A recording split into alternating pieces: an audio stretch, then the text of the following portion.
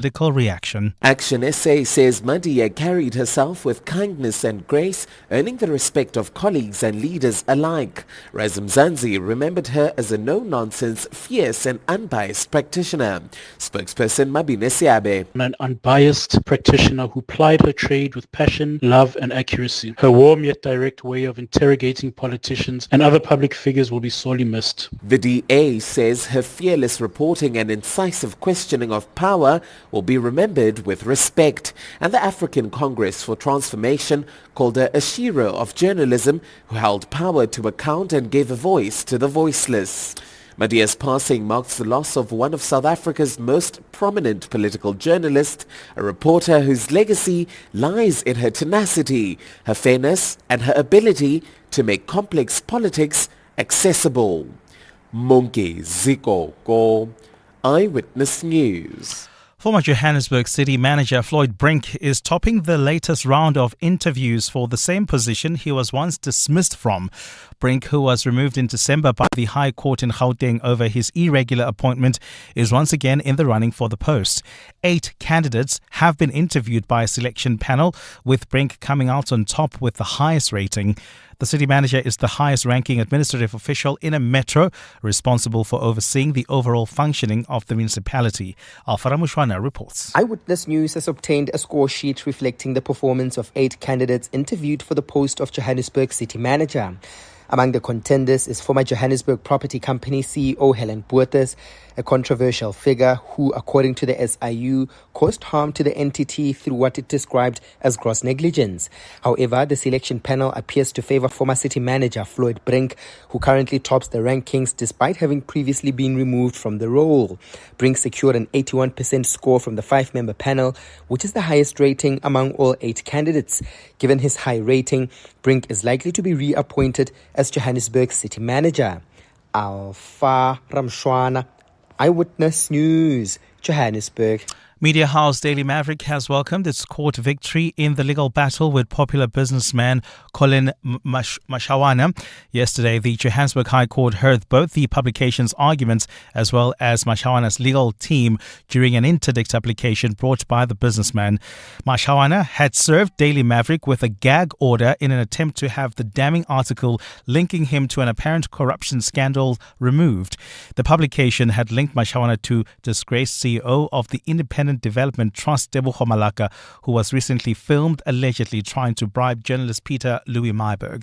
Ntokozo Khumalo reports. Earlier this month, Daily Maverick published an article which revealed some of its investigations into the alleged corrupt dealings of suspended Independent Development Trust CEO Tebogo Malaka, linking her to popular business philanthropist Clement Manyathela through payments made to a luxury country estate property. In yesterday's proceedings in the Johannesburg court, Manyathela's legal representatives had disputed all claims, even going as far as saying that the publication had lied in its reporting. Meanwhile, Daily Maverick's legal team, Adrian Friedman, argued that the most effective way Manyathela could have been vindicated was lodging a complaint with the Press Council. One of the powers that is given is to direct that a correction, retraction or explanation, and where appropriate an apology and or findings of the Ombudsman be published on a particular website, any website under their control, including social media. In addition to wanting the article about him removed, Manyathela was also trying to bar the Daily Maverick from speaking about him at an event scheduled to take place today. The court also ruled that the event may proceed despite Manyathela's attempts to stop it. Ntokozo Khumalo, Eyewitness News. Gold is trading at $3,343.55 an ounce. The rand is at 17.68 to the dollar, 23.88 to the pound, 20.58 to the euro. Brent crude oil is at $67.54 a barrel. That's bumper-to-bumper traffic in Boksburg along the N17 west between Carnival City and Rondebolt Road. That's due to roadworks there. Please be on the lookout while traveling. On the N12 west, we've got delays, as well as on the R24 west between Edenville Road and the Gilulis interchange. A partly cloudy day in store for Gauteng. The temperatures will peak at highs between 27 and 28 degrees. The top story in EWN this hour: political parties have paid tribute to EWN's politics associate editor Tidi Madia, saying her passing leaves a void in South Africa's journalism. EWN, in touch, in tune and independent. For the latest, visit ewn.co.za or download the EWN app.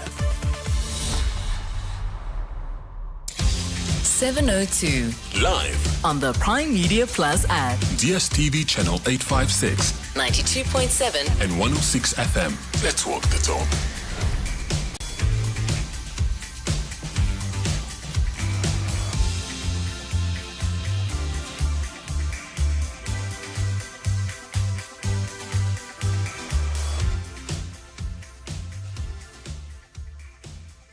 Good morning, Dumelang. Welcome to the Clement Manyathela Show. With me, Khomotso Modise. I'm in for Clement this morning. It's 9:09. Thank you so much for tuning in, and thank you for choosing us this morning.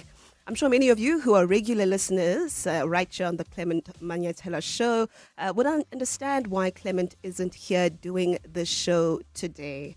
It is a dark and heavy time for the Prime Media family, as a revered political journalist and a big sister to me, Tidi Madia, has passed away. And I'm sure if you've been listening this morning, your beautiful tributes coming through right here on 702. The news have left us all shattered. We are quite literally broken as the Prime Media family, as the EWN team, as the journalism fraternity, as well as the country at large. We are poorer without Tidi. We all knew Tidi, the brave journalist, and I just want to take time to just reflect on Matsidiso Madia. I think we all knew the woman who held politicians accountable, the strong Tidi, the powerhouse Tidi, fearless and sharp. In the newsroom, where she sat right across from me, she was insightful, she was knowledgeable. Her desk always had people visiting. It was the chill spot in the newsroom. Whether you were there to grab some sweets, or if you were there to share developments about your life, she invited people. Through her energy, she made you feel like you wanted to speak, to share more with her. She led the politics team, the EWN politics team, with so much fire and passion. About 2 weeks ago, I found out about a project that she was leading for the EWN team. Alfara Mushwana and Tabiso Koba were going to be part of it. It was the Fees Must Fall anniversary project. And I remember I bullied Tidi to being part of that project, because I knew that whatever she touched was bound to turn to gold. So I said to her, Matsidiso, I'm going to be part of this EWN project. In fact, I said to her, why haven't you called me, Tidi, to be part of this Fees Must Fall anniversary project? And she said to me, Khomotso, why would you want to be part of this project? Why must you be part of this project? And I said to her, because you need me. I said, because you need me, Tidi. And she laughed and she looked at me and she said, Khomotso wa tshwenya. You are such a problem. I'll see what I can do. We all wanted to be part of her projects in the EWN newsroom because we knew just how much she loved to win. Tidi had a heart for people. She quite literally was the big sister of the newsroom. She showed up for all of us. She knew how to pick up the phone and just chat. In fact, she would pick up the phone and start talking. So, OC guy. And I would go, good morning, OC. And she would just start talking on the phone. I remember about 3 weeks ago, she gave me a call while I was standing in on the Aubrey Masango show. We were dealing with a loss there as well. Ausin Tadeng, the executive producer, had passed away. And she called me and she said, Ausi, how are you doing a 4-hour show? How are you holding up? And, I opened up and I told her how I was feeling during that difficult time. And that conversation turned into a chat about politics, I quite literally was trying to squeeze some political intel out of her, and boy, would she give me the scoop. She had time for the people that she cared about.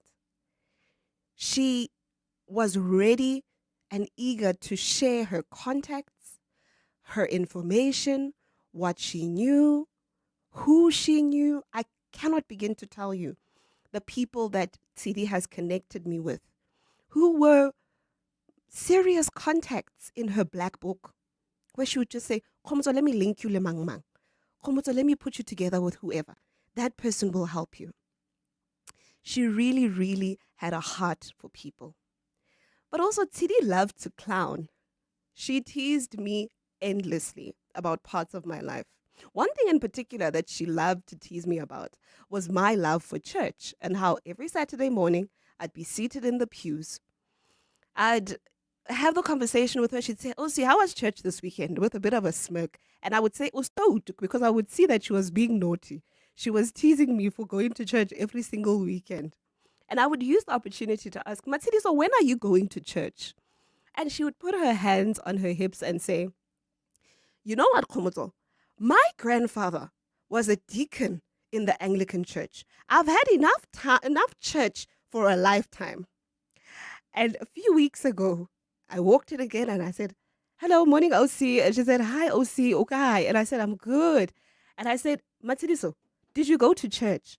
And she said, "Khomozo, my grandfather," and I said it with her this time. I said, yeah, I know, Tidi, your grandfather was a deacon in the Anglican church." And she laughed because she realized that I had memorized that line. Tidi was feisty. And I think we all know, we've experienced her in that way. We've seen it in her work.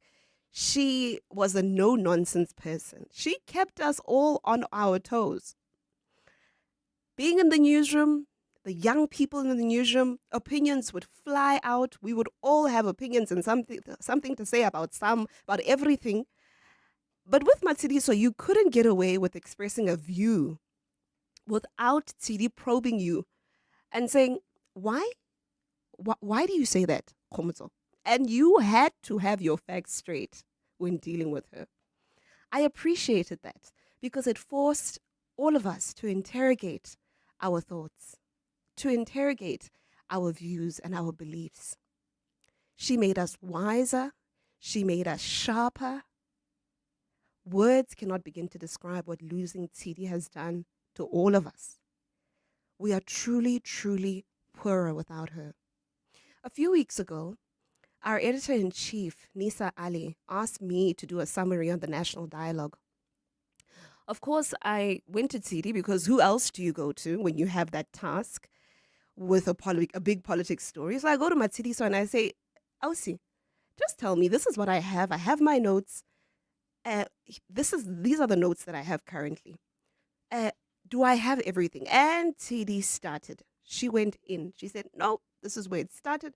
This is what the national dialogue actually was about."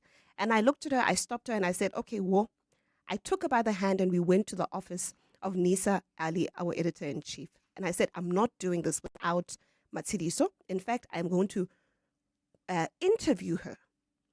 And little did we know that that would be Tidi's final showing on EWN. And so I wanted to play a clip of that in her memory. So the National Convention kicks off this weekend at the UNISA main campus, Z.K. Matthews Hall, and it's been described as the kickoff or the precursor to the National Dialogue. However, there is a history and almost a legacy from where the idea of a national dialogue came from. And here to explain it for us is EWN's politics editor, Tidi Madia. Tidi, you've got the facts and you know where this all started. So where did the idea of a national dialogue come from? Before national dialogue, Khomozo, we look at the idea of a social compact, because that's kind of what was peddled long before. You look at President Cyril Ramaphosa, his maiden speech in 2018 makes mention of a social compact, an idea where different sectors of society come together, build a shared vision for the country. Think about Agenda 2030, the National Development Plan. South Africa, there's a great recognition that we haven't hit the necessary milestones in order to get to the 2030 vision for the country. There are several failures, there's issues of corruption. unemployment, the economy is an issue, joblessness, poverty remains an issue, inequality. So the idea of a social compact was to bring, again, business, labor, all these different sectors of society that will plot a vision forward. So he speaks about it in 2018. It's then his speech in 2020. At some point, it's there with a 100-day marker of when they'll come together to reach that conclusion and move forward around a social compact. But this doesn't happen at all. It's there in the speeches, but it's not there in action. It's really slow. Then enter former President Thabo Mbeki, who in his own speeches, multiple speeches, he speaks about the importance of that social compact. But that conversation goes from, I support the idea, to criticism, saying, where is it? It's lagging, to you have failed to do this. Then the conversation on the former president's part moves from a social compact to actually, we need a national dialogue. Much has gone wrong in the country. He, in marking 30 years of South Africa's democracy, in reflections at Freedom Park, he starts reflecting and he says, we need a national dialogue. He'd been working with other foundations in the background, but he outwardly said it, I think, in 2024, saying this is what we need to do. South Africans must come together and forge a way forward together as a collective. Oh, Matsiriso, as the millennials would say, you will always be famous. What a gem. What a powerhouse. We will forever be grateful for your contribution and for your love.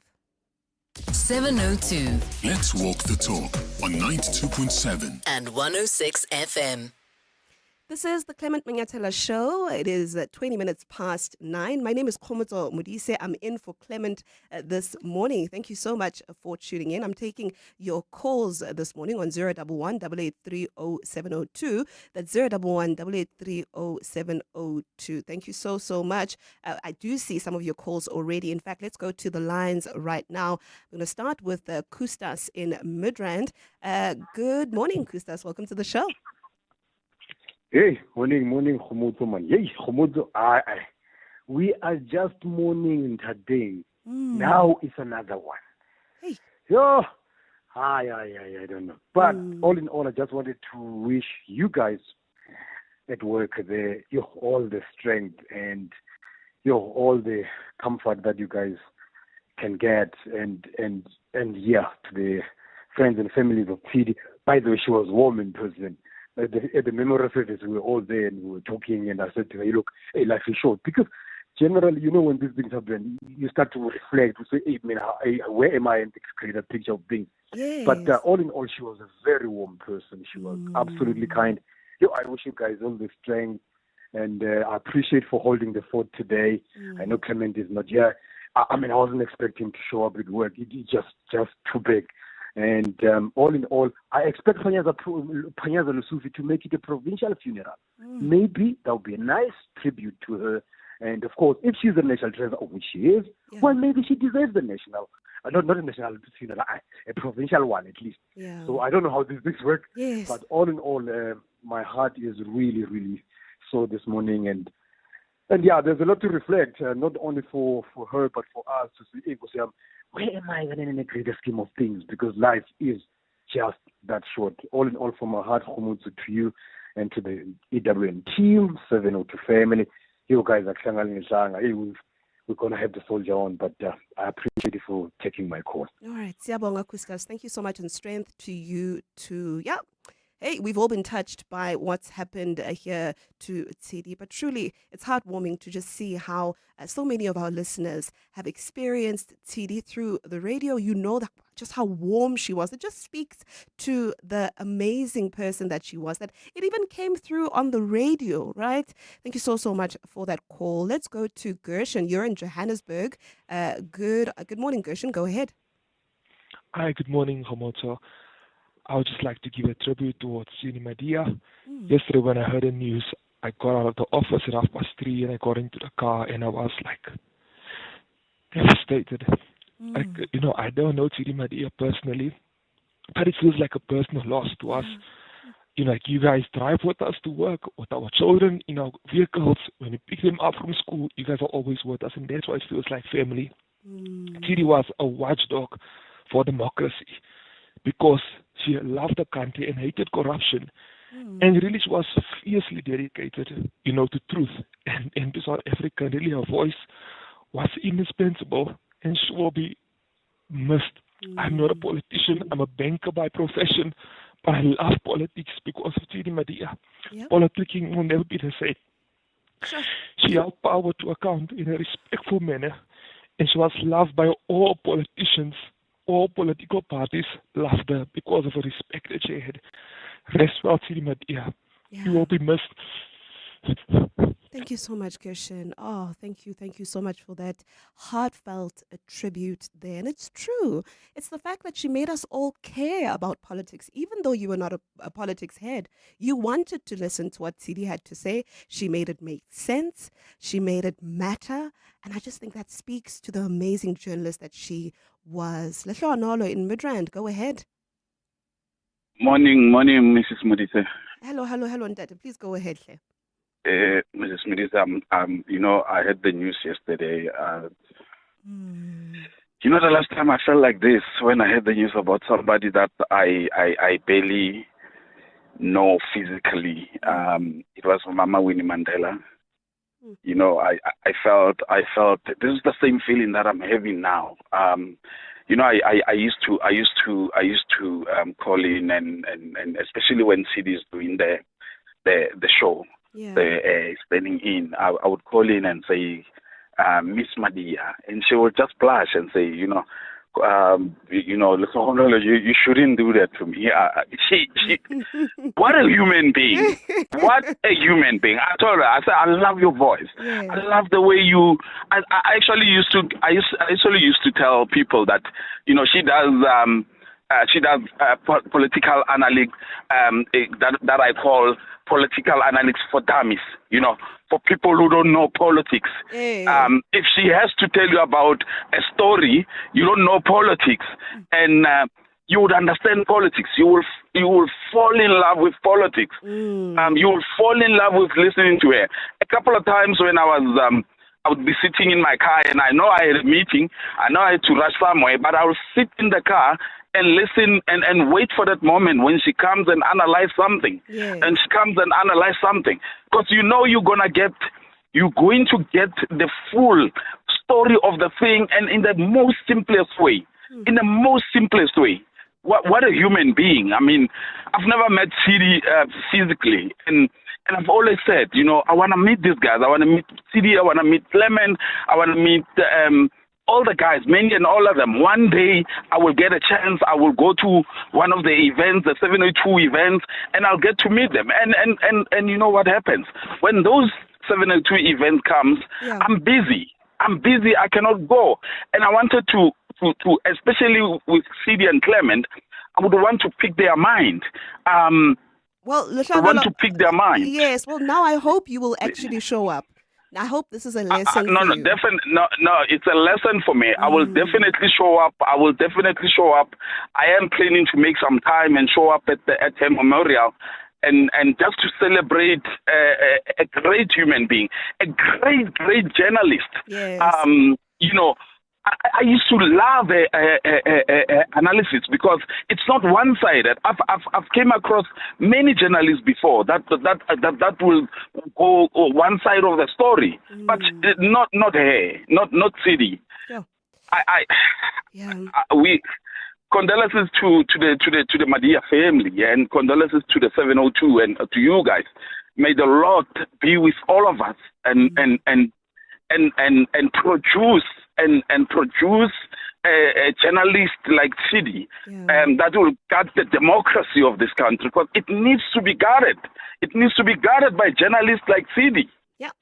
Thank you so much, Lehlonolo. Thank you for your call there. Yeah, absolutely. I agree with you. It is a lesson for all of us to just do it, because life is so fickle. If you were planning on celebrating someone, celebrate them now and today. If you were planning to call someone, call them now, today. But also, you're absolutely correct that Tidi has left us all inspired to be braver journalists, to be bolder journalists, to go out there and ask the tough questions and not mince our words, even when it's not popular to do so.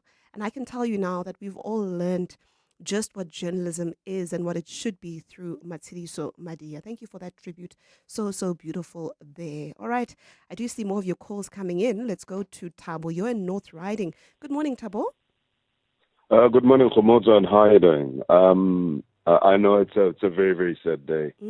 I must say that I'm devastated when I had the news yesterday. I mean, I was like, what's going on? You know, I often don't post anything, as particularly on like WhatsApp or whatever it is. But then when I heard about Tidi, the first thing that I did is that I put up a post and I said, oh no, not Tidi, Tidi Madia.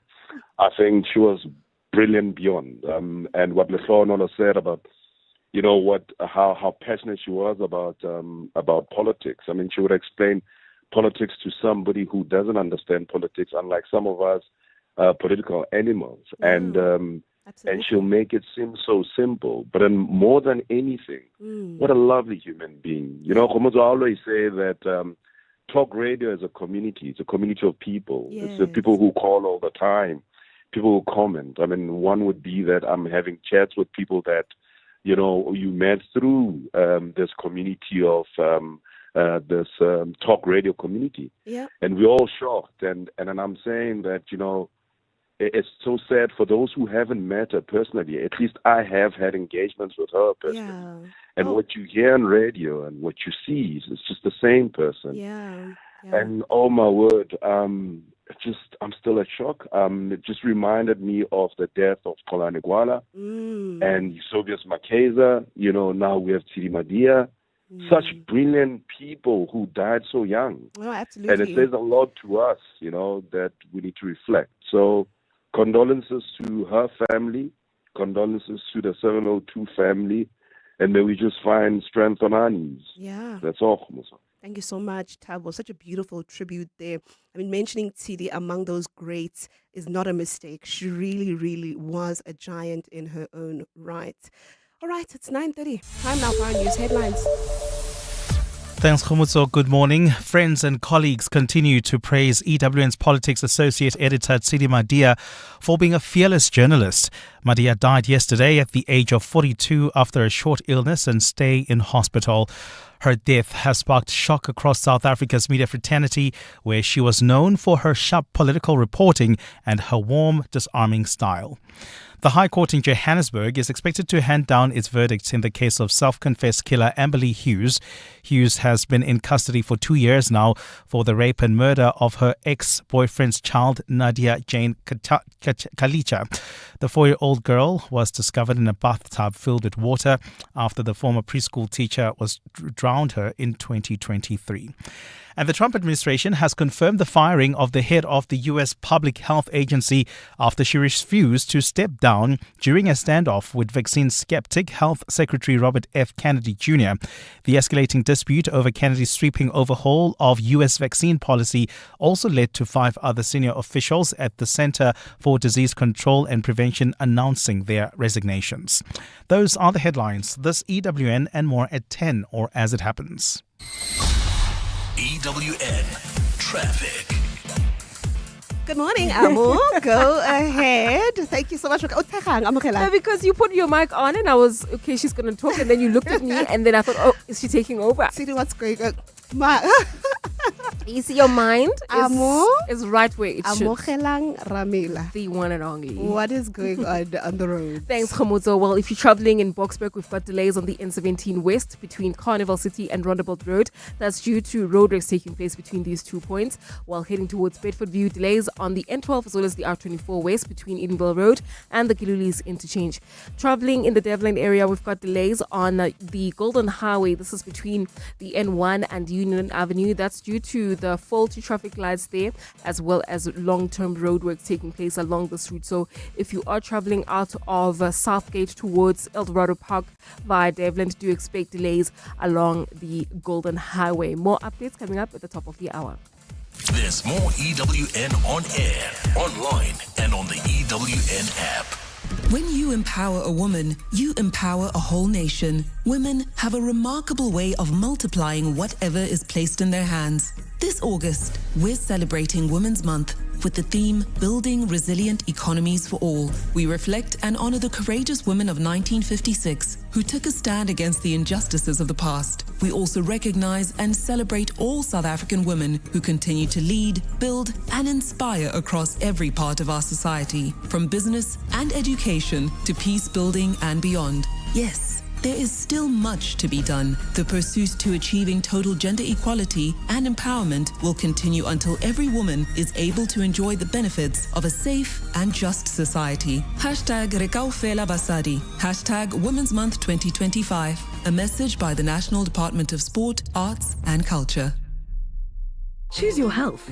Choose Clicks. With over 200 Clicks clinics nationwide, convenient and expert care is within reach. Our clinics offer wellness screenings and primary healthcare services for you and your family. We also provide mom and baby services like baby immunizations, family planning, pregnancy care, and more.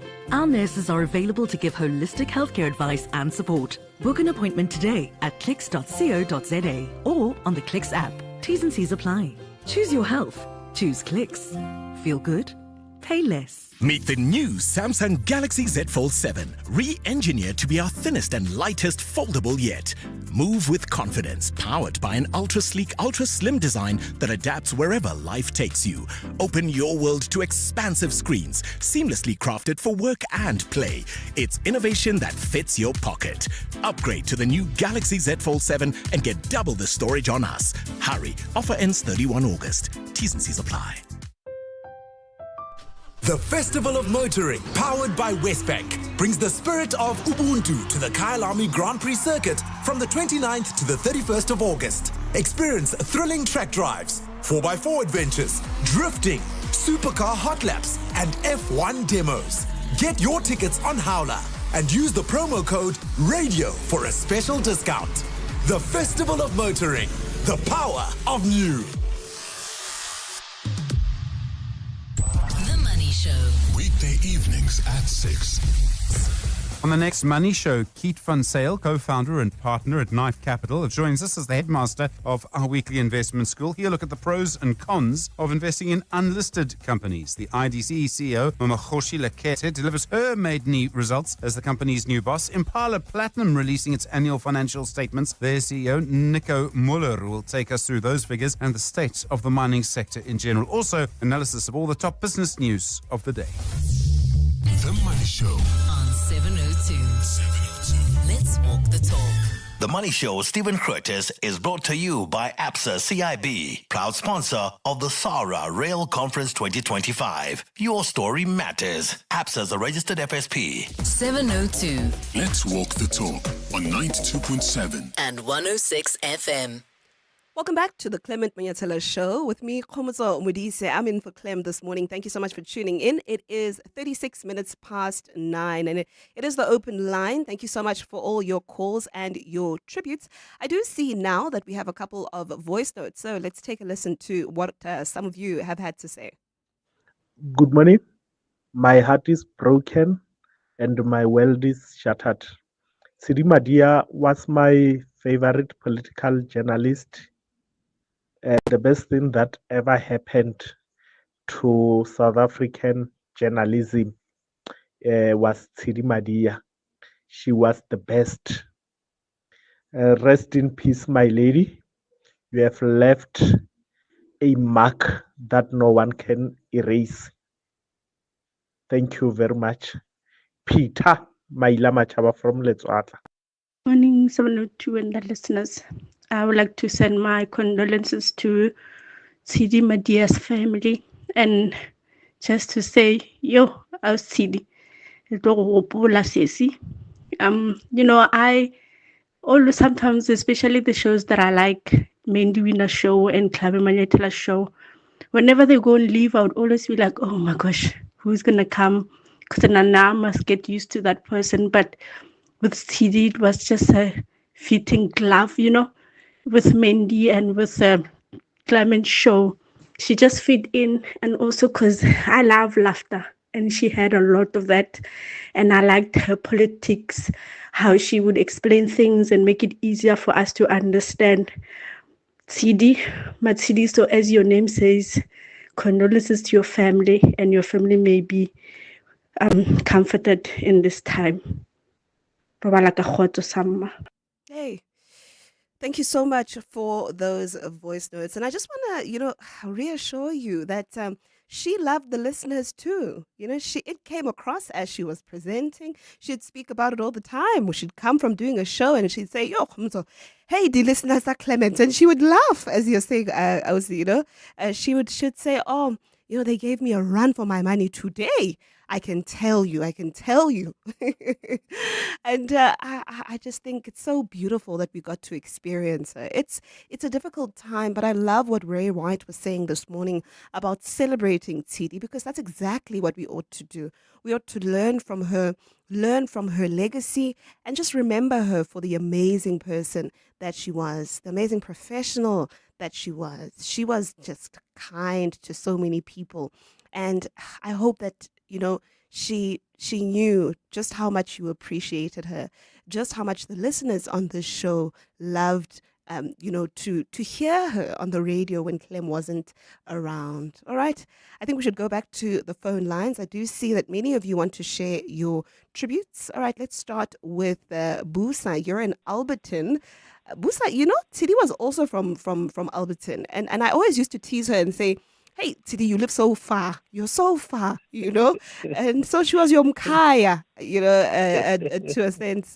Abusa, good morning. Welcome to the show. Morning, Khomotso. Morning. No, this is I don't know what to say. Ne? The way I love Tidi. I didn't meet her personally. I didn't call her. So yesterday when the news break, I went. I follow her on X. I went there and checked.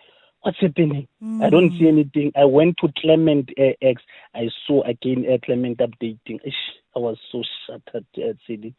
I was so shattered.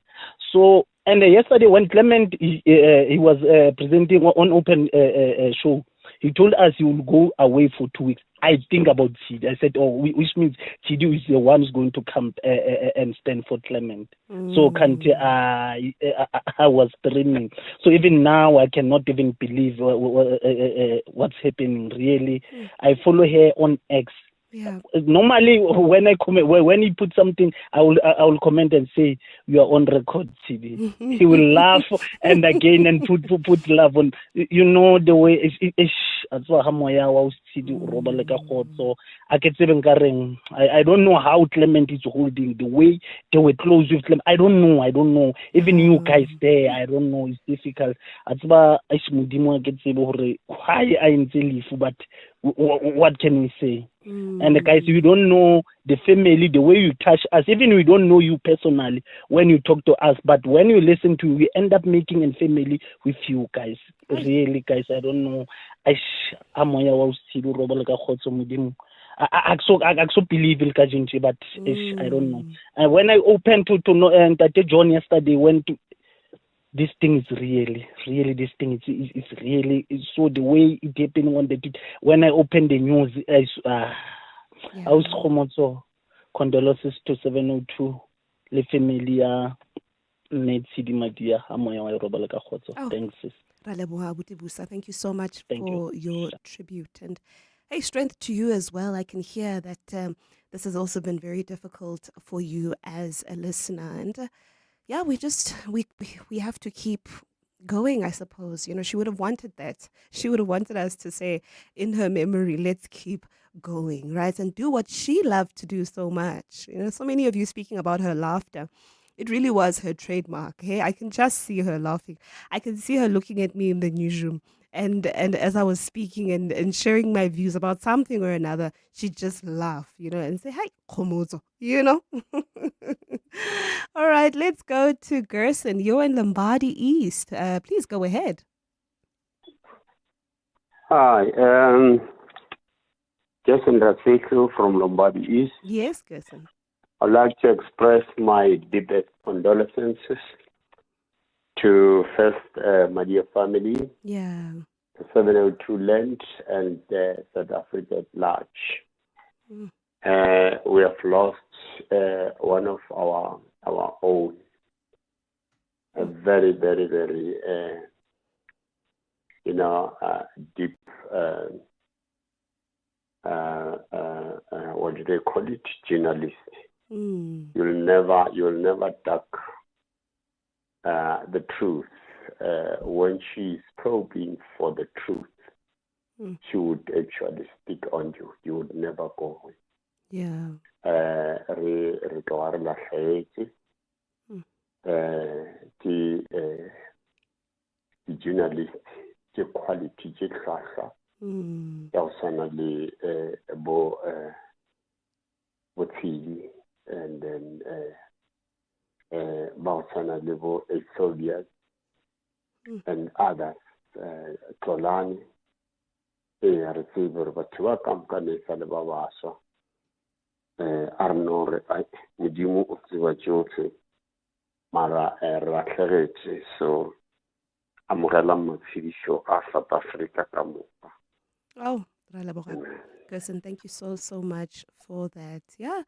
And I hope she knew, or people like you believed that she was a journalist, as you say, right? No ducking and diving. Even to us, even to us as her colleagues. As I said, she would interrogate us also on our views and our thoughts. As they say, right? You would ask yourself and then think, is that really my view now? She would give you fresh perspective. She would give you views that you may not have necessarily experienced or heard from other people that didn't want to be frank with you, maybe people that were afraid that you would be offended. Not Tidi. Tidi would tell you, no, also, did you introspect? Yes, she'd say that a lot. Have you introspected, Khumzo? Did you also think about that, And you would go home with something to think about. And sometimes you would be a little offended by her sometimes. But you come back tomorrow and you say, I hear you. I hear what you mean, and I've thought about it actually. She'd give you something to think about, and I appreciated that so much. I appreciated that I could go to her, and I could bounce off my ideas. I appreciated that she had an interest in the work, not just the politics work in the newsroom. She would say to me, and I would say, Matidi, this is what's going on. And now this is where we are. And this is where we are in the trial. And she would say, hi, I'm just going to keep coming back to you for updates.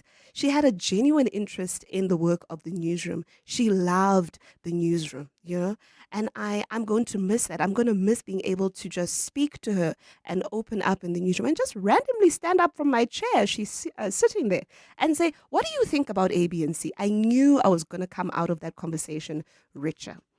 All right, let's go now to Marcelo. You're in Pretoria. Marcelo, please go ahead. Welcome to the show. Thank you for taking my call, Komodo. Yeah, Komodo, my heart is so sore due to the fact that I know I was Tidi on the radio, especially on the 12 o'clock to 1 o'clock show. Yeah. Yeah, that lady, she was amazing. She was amazing. And the fact that she will, when she will interview, let's say, for an example, Mr. Malema. And if she tend to differ with Malema, she will say, Mr. Malema, but I tend to differ with you. She will tell the whoever is talking to her by that time straight that I tend to differ. So the fact that she was on top of her game. So to me, it was one of the ladies that admired her so much. The braveness that she had. Shoo, guys, we've lost I don't know how to say it, but Tidi was one of Basadi Bailong. I do respect them, especially when it comes to politicians. So she was on top of her game, and I'm in law profession, industrial thing, and I know it's hard to talk like people with like Malema. It's very hard. You have to know your story. When you interview Mr. Malema, you have to know your story. And I like the way she put the politicians to be accountable to whatever they are saying or whatever they were doing. Yeah. If she didn't use something, she will say, I don't know this, but I'll find out and I'll come back to you guys and tell you guys. Yeah. So she was on top of her game. That's what I liked about our Tidi. She was on top of her game, and she's one of the ladies that really I And it's pity she passed on only a Women's Month. So, guys, I don't know what to say, but like able to. Yeah. The fact that she's one of the ladies that Rona Basadi ba South Africa. Personally, Marcelo Ntsulisani, I was proud of her, and I was looking to learn a lot from her. So Basadi, Halala Basadi, even though we've lost our CD on Kwedia Basadi, but Amoya wa Yoruba le ka khotso and our CD re tla tswela re tshwere flaga e wena no e tshwere ya olela democracy ko pele. We'll keep on fighting for democracy like you did. Thank you so much, Aus Marcelo. We appreciate your tribute there. Yeah, I see more of your calls and your WhatsApps, and we'll take more of those after this. 702 Afternoons. With Relebogile Maboja, 1 to 3 p.m. What are some of the things that we need to be looking at when we are choosing the appropriate medical aid plan? From our experience, what we have found is that, people do not understand their medical aid well enough and sometimes makes these decisions purely based on the crutch purchase, based on their affordability. But in answering your question, key for us in terms of the advice or guidance that we can give to the consumer is really understand what is your day-to-day healthcare needs, understand in terms of that of your own, in terms of how frequently do you actually seek healthcare requirements, and understanding in terms of what you're paying for. Lee Calicope, Principal Officer of Benita's Medical Fund. 702 Afternoons. With Relebogile Maboja. Let's walk the talk. What if your till could think for you? Meet Yoko Counter, an all-in-one point-of-sale system that handles payments, real-time recons, and even tracks stock and staff. It's not just a brain saver, it's a time saver too. Yoko Counter, the smartest till you'll ever own. Upgrade your business at yoko.com. After a short migration, the family arrives at the premier resort, rich in food, drink, and entertainment. The young, freed from classroom captivity, head straight for Kids Club and the safety of the herd. The adult male meanders to the scuba center, while the matriarch basks by the pool. Book your resort escape to Neisner, East London, Scottborough, or Sunny Pass at premierhotels.co.za. Spar brings you super savings. Get 1 litre 6-pack Spar Long Life, full cream, low fat or fat-free milk, excluding lactose-free, for $89.99 with Spar Rewards, or 900-gram original Bacoma Wheat Bix for $49.99. Save 15 Rand with Spar Rewards. Plus, you could win your share of 6 million Rand in instant cash. Prices valid until 7 September 2025, while stocks last. T's and C's apply. It took patience, perseverance, and audacity to get my first call-up and win with the Booker. And we did it together. That's why I, Dion Free, partnered with African Bank so I can win big with a 60-month fixed deposit. Patience brings results. Join the bank that backs you. Get a 12.8% return at expiry on your investment. Visit africanbank.co.za or a branch for assistance. African Bank. Audacity to believe. African Bank is a licensed financial services and registered credit provider. T's and C's apply. 702. Let's walk the talk on 92.7 and 106 FM.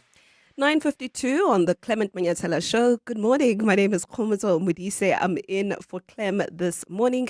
Thank you so much for tuning in. All right, we have been having the open line, and we've been taking your tributes for Tidi, Madia, the big sister of the newsroom. And I've been seeing some of your WhatsApps. Someone here saying, "Hello, Khomozo. We are absolutely heartbroken and shattered by the passing of Tidi Madia. Indeed, the country is so much poorer without Tidi. She was an astute and very patriotic journalist. Her legacy will forever live on." Thank you so much for that.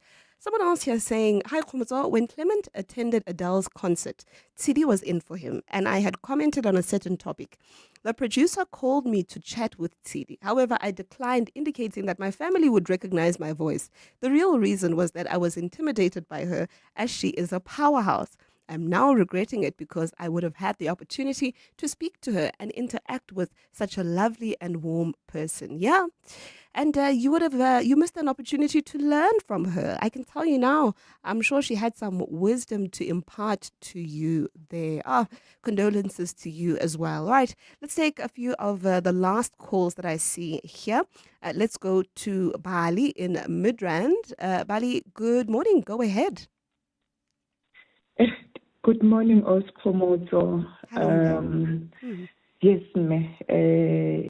what a sad day. When I saw the message, breaking news, because I was stuck in meetings the whole day, I didn't believe it. Then I had to go to 702 page and it was confirmed. To the 702 lenders,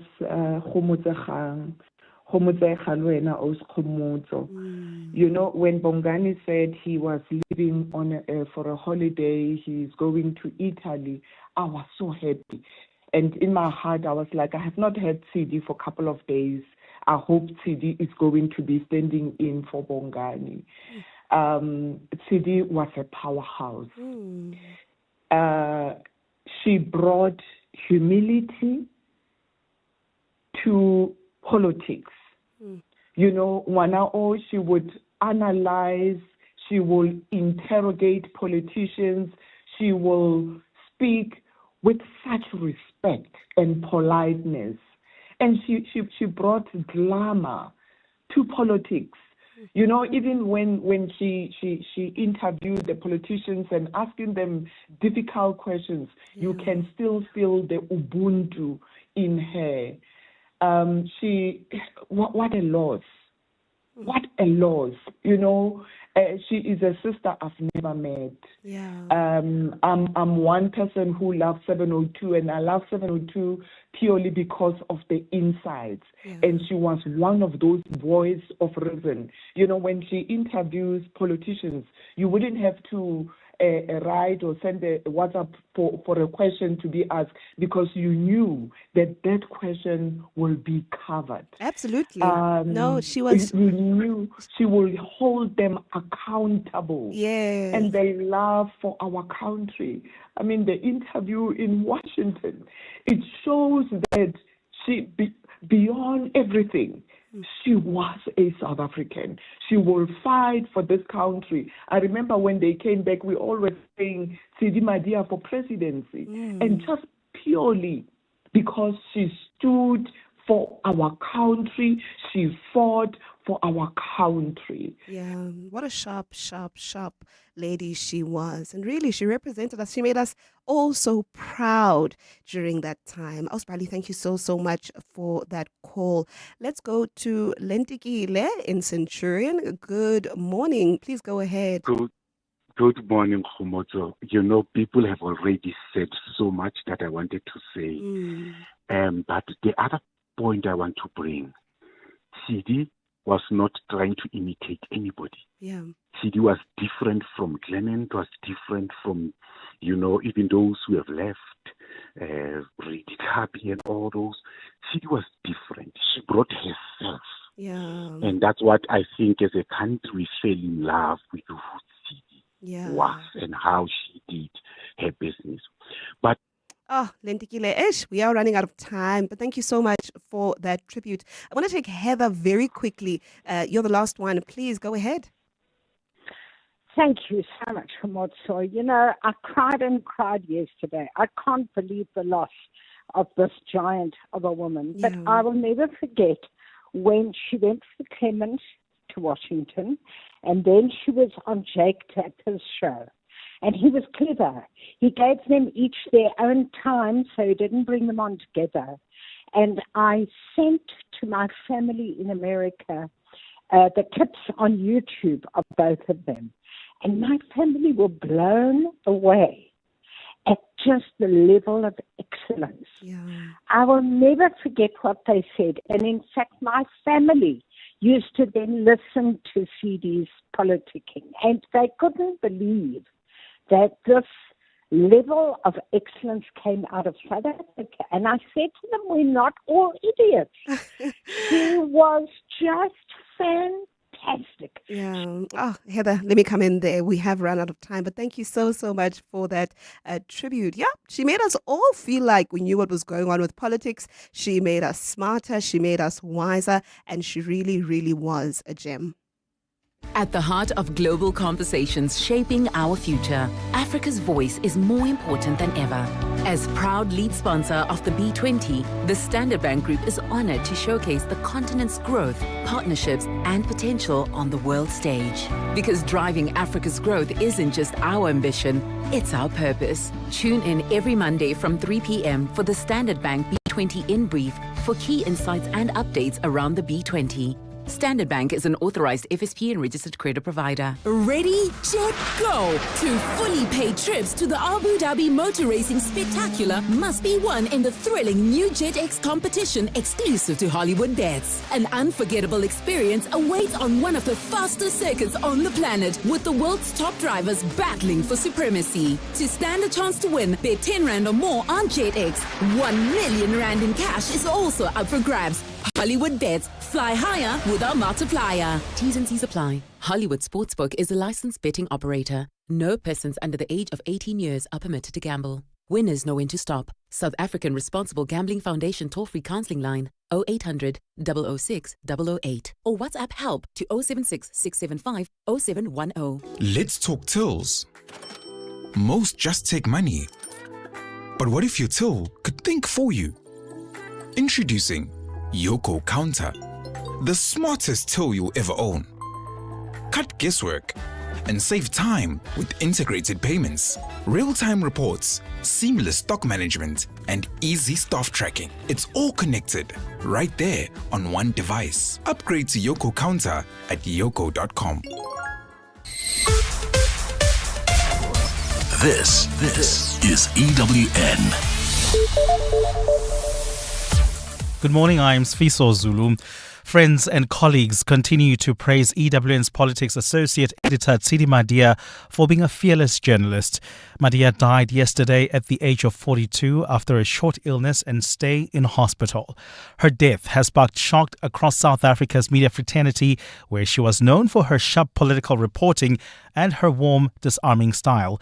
Former EWN Editor-in-Chief Sibungalwa says Tidi played an important role in South Africa's media landscape. When I arrived at EWN, and Tidi was the senior politics reporter, and I appointed her as politics editor, as associate editor for politics. And I was clear to her with my mandate. I said, Tidi, you are the Messi to my Barcelona. You are going to lift our political coverage. We'll build the political coverage around you, and you will take EWN to the next level. And that's a role Ray she carried with great aplomb. Mongezi Koko has more tributes. Sister Bettina. All right. For many who knew her, this is how they remembered Tidi Madia, warm, funny, and always lightening a room, even when holding power to account. Her career spanned broadcast, print, and digital platforms, most recently as associate political editor at Eyewitness News. Madia was known for asking the tough questions that cut through political spin. When you came in, you made a ton of promises. That there has never been a single person who left the DA who wasn't sorry afterwards. I wonder about that.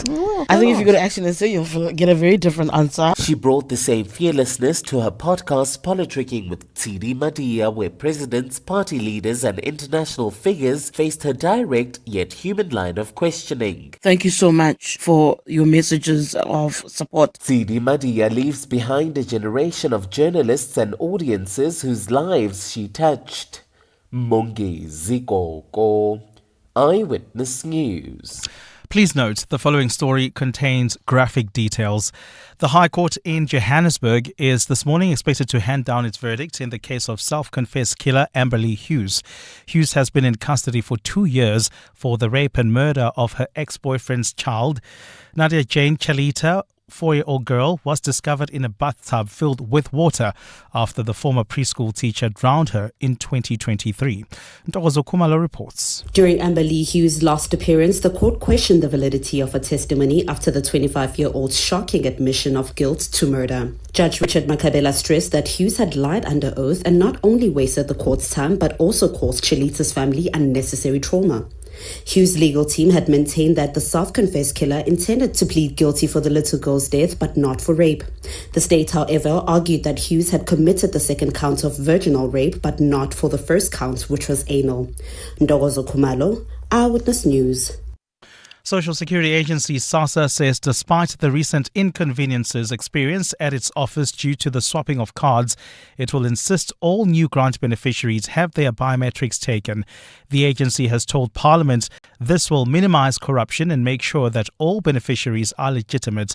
10 SASSA officials are currently facing criminal charges for aiding corruption of the system.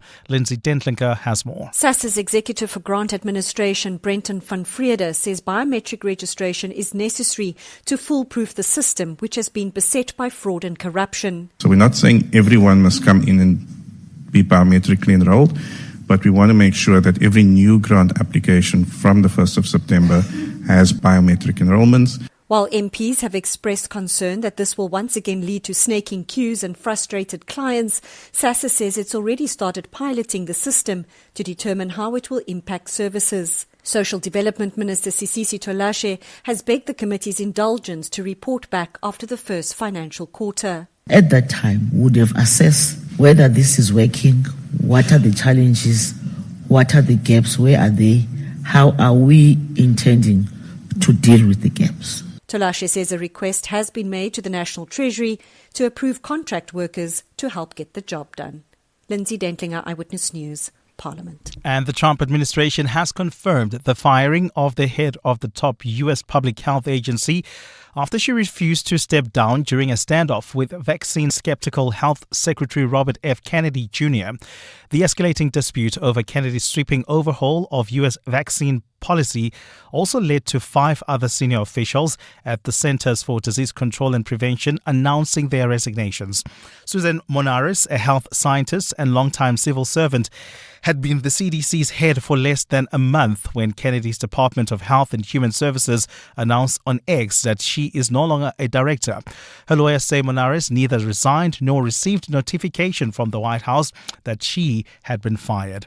Gold is trading at $3,343.55 an ounce. The rand is at 17.68 to the dollar, 23.88 to the pound, 20.58 to the euro. Brent crude oil is at $67.54 a barrel. And in the traffic, we've got delays on the M1 south. This is between Greyston Drive and Glenhove Road due to some delays within the area of Hudson, so please be on the lookout there. While travelling on the N12 West, we've got an accident reported right near the R24 merge, delays from Edenville Road. A partly cloudy day in store for Gauteng. The temperatures will peak at highs between 27 and 28 degrees. The top story in EWN this hour: friends and colleagues continue to praise EWN's Politics Associate Editor Tidi Madia for being a fearless journalist. EWN, in touch, in tune, and independent. For the latest, visit ewn.co.za or download the EWN app. 7:02 Live on the Prime Media Plus app. DSTV channel 856, 92.7 and 106 FM. Let's walk the talk.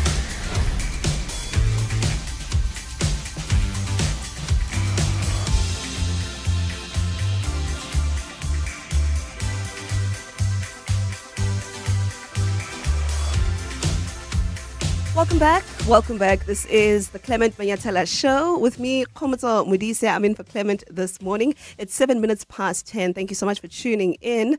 This is the second hour of the show, and usually on a Thursday in the second hour, we have our Hanging Out feature. And we thought as a team here, what better way than to honor Tidi and remember our sister, our friend, our colleague, then going back in time a bit to the hanging out feature that she had with Clement a few months ago. She had a lot to share there, and I think her light shone through. And so We're going to be going back to that and taking a listen to what she had to say. We hope that you'll enjoy it right here on 702. Hanging out with Clement on 702. Let's walk the talk. On our Hanging Out feature this morning, we have our very own Tidi Madia, EWN politics editor. She is the host of Politricking with Tidi Madia. She has had an illustrious career. I was saying to you guys earlier today that this is not about what happened last week where she was incredible. I think it's just because of what she has done throughout her career. Remember, you can catch this on YouTube as well. Just go to the 702 YouTube page if you want to watch this conversation as it happens. But also you're welcome to give us a call or send us your WhatsApp voice note as we get to know Tidi Madia better. You've been on this show before, Tidi Madia. First of all, welcome. Where's my welcoming message? I am unhappy with the show and I stand in on the show. But my first complaint is I didn't see Tidi Madia, the Clement Manyathela Show welcomes you to Prime Media Place. Zintle, I'm judging you. Do better. Sinazo, I'm judging you guys. Welcome to the show. Very awkward. Is it not weird for you to be on that side? So very awkward. Yeah, I know. I know you don't like these things. Yeah, I'm very anxious. I don't enjoy any of this. So let's see what we I get. appreciate you coming through because I do think that, and I say this to you a lot and you never get it, when I say you do need to allow people to appreciate you, ma'am. You need your colleagues, your friends, anybody to appreciate you because you're so awkward with compliments and appreciations. You don't want that. So I'm glad that you are even in studio this morning. Mm-hmm. So people know you as a political journalist. They know you as a broadcaster. And today I want them to know Tidi Madia. Okay, let's give it a go. Mantua. I knew you'd say that. How did you get into journalism? It's such a funny story. So, you know my niece draws, and I think I've always said to you, because you're my friend, you know a lot about my life, but in my family there's a gift of drawing. So I've always thought I was going to go in that direction. I actually had applied to the London International School of Fashion. I was in, and that was the career choice. But I also, growing up, so I've always had an interest in current affairs. So when the time came to make a decision between going the art route and going this route, I ended up going, actually, off of a whim, let me just go study journalism. And back then, it was so much easier to walk in and just register. Because that's what I did at UJ. I just walked in with my cousin, and I was like, I think I'd like to be part of your journalism course. Everything checked in, and then that was it. Jeez, and did you know what it was about at the time, or did you think, it's something in the media, let me just go with this and I'll figure it out along the way? I knew I was interested in current affairs and politics.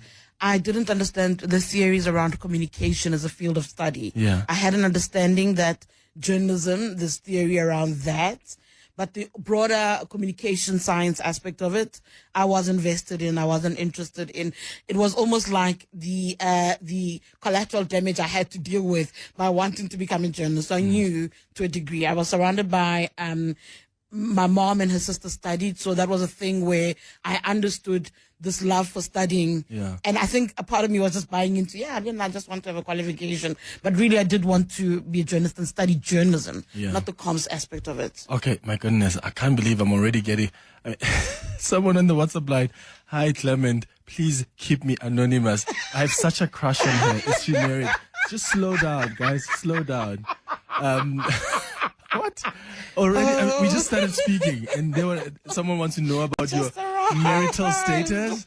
Yeah, can we just kick off this conversation? This is gonna be so awkward. Okay, so let's talk about your career, because I think what I love about your moment at Prime Media is how it's come full circle. Yeah, because a lot of people may not know that you started here. That's a lie. I started at UJFM. I'd always want to give props to my alma mater and the fact that we were young kids not figuring ourselves out. But I did start here, and I started here, and I have to say it, like, Babi Mulo used to work here, and Babi Mulo had gone to KT Katapodis, and we're like, I've got this friend who's got this passion, and the door that was open for me was to join the traffic desk. She was at Highveld at the time. It was called Highveld, at the time.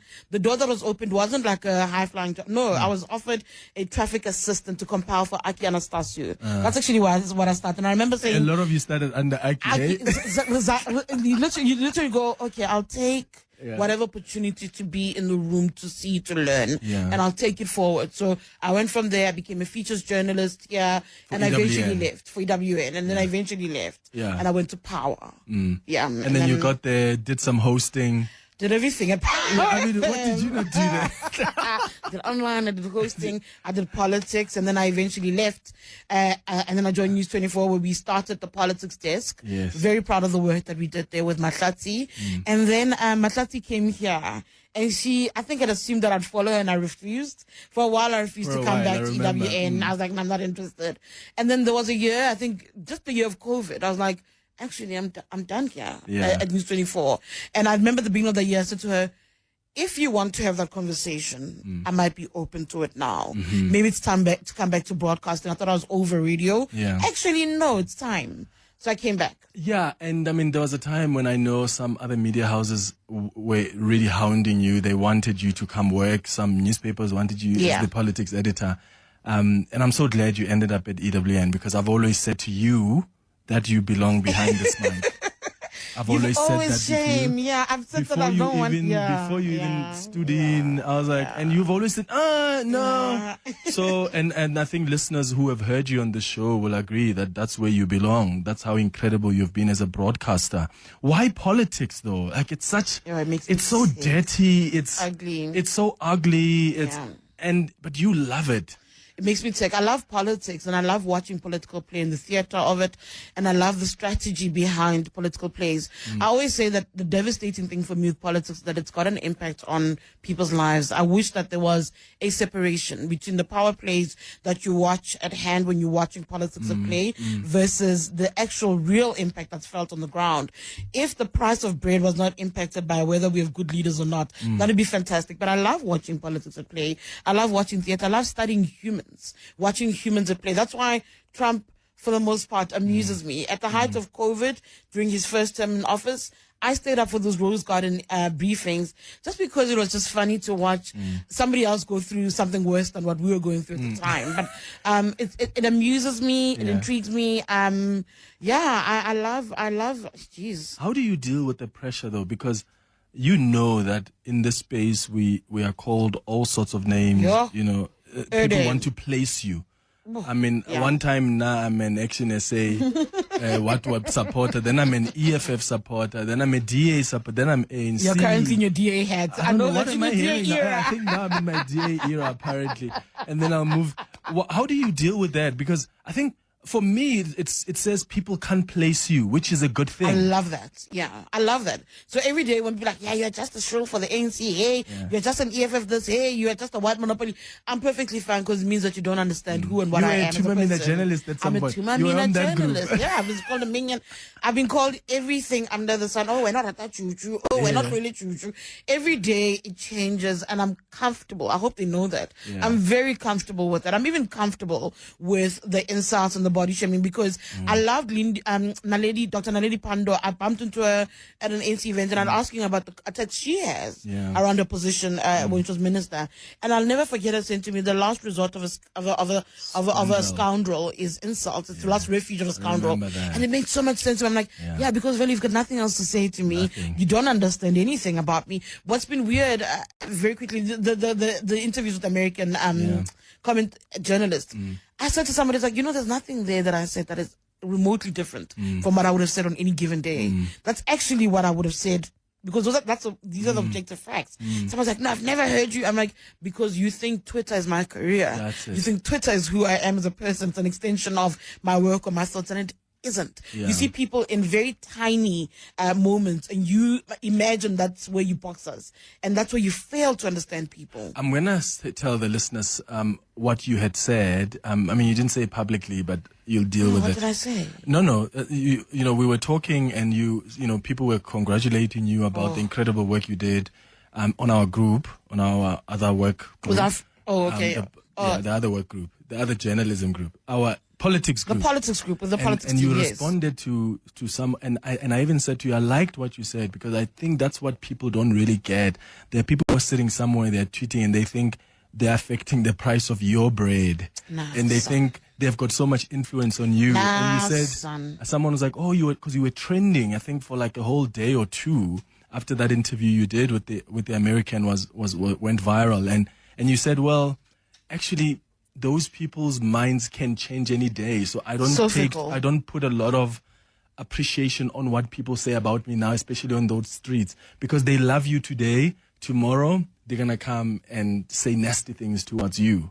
But how do you deal? Because there are some people on social media who think because they've body shamed you or because they've said something nasty, they think you are somehow, your life has ended. Mm-hmm. They control you that much. That's people believe that. You like know? you're now under the covers. You're dead because they've said this. There's a joke between our friend Masa and I. Masa, I don't know what unfolded on Twitter, and her and I were involved, and Masa was like, you sure someone's shaking like all these people. And she's like, then there's Tidi posting flowers from my mother's garden. It's like, how is this who you are? And I said, so, because that's not my reality. My pinned tweet is a little bunny that Masa actually sent me that says, I think it says every day when I choose violence. And I'm like, yes. That's why if you try to understand me, that's actually who I am. I'm at peace in the chaos. It doesn't it doesn't affect the price of anything in my worldview. My life goes on, and that's that. That's fascinating. I always just think these people think like they think they've got a lot of influence. Anonymous, peanut gallery, and then they tweet, and they think your world ends, and you just block because that's not also what you're there blocking for. is a wonderful. How amazing is blocking?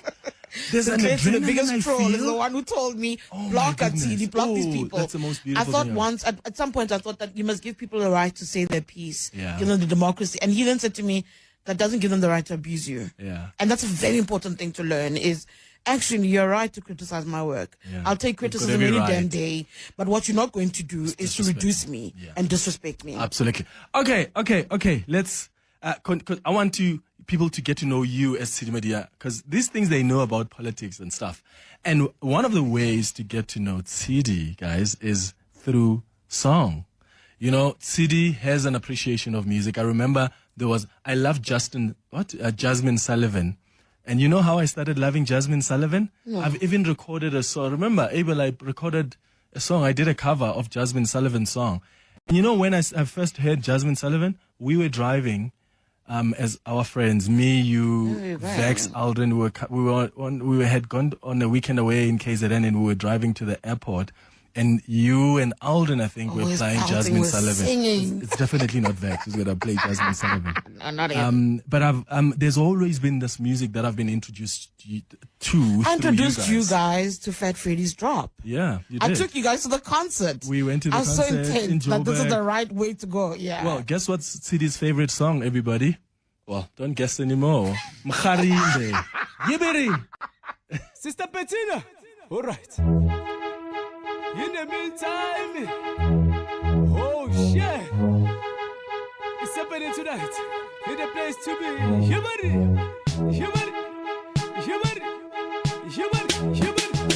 You better see, Lubu Shabe too. You better see, Lubu Shabe too. You better see, Lubu Shabe too. You better see, Lubu Shabe too. Who's better? In the meantime, you better see, Lubu Shabe too. You better see, Lubu Shabe too. You better see, Lubu Shabe too. You better see, Lubu Shabe too. Who's better?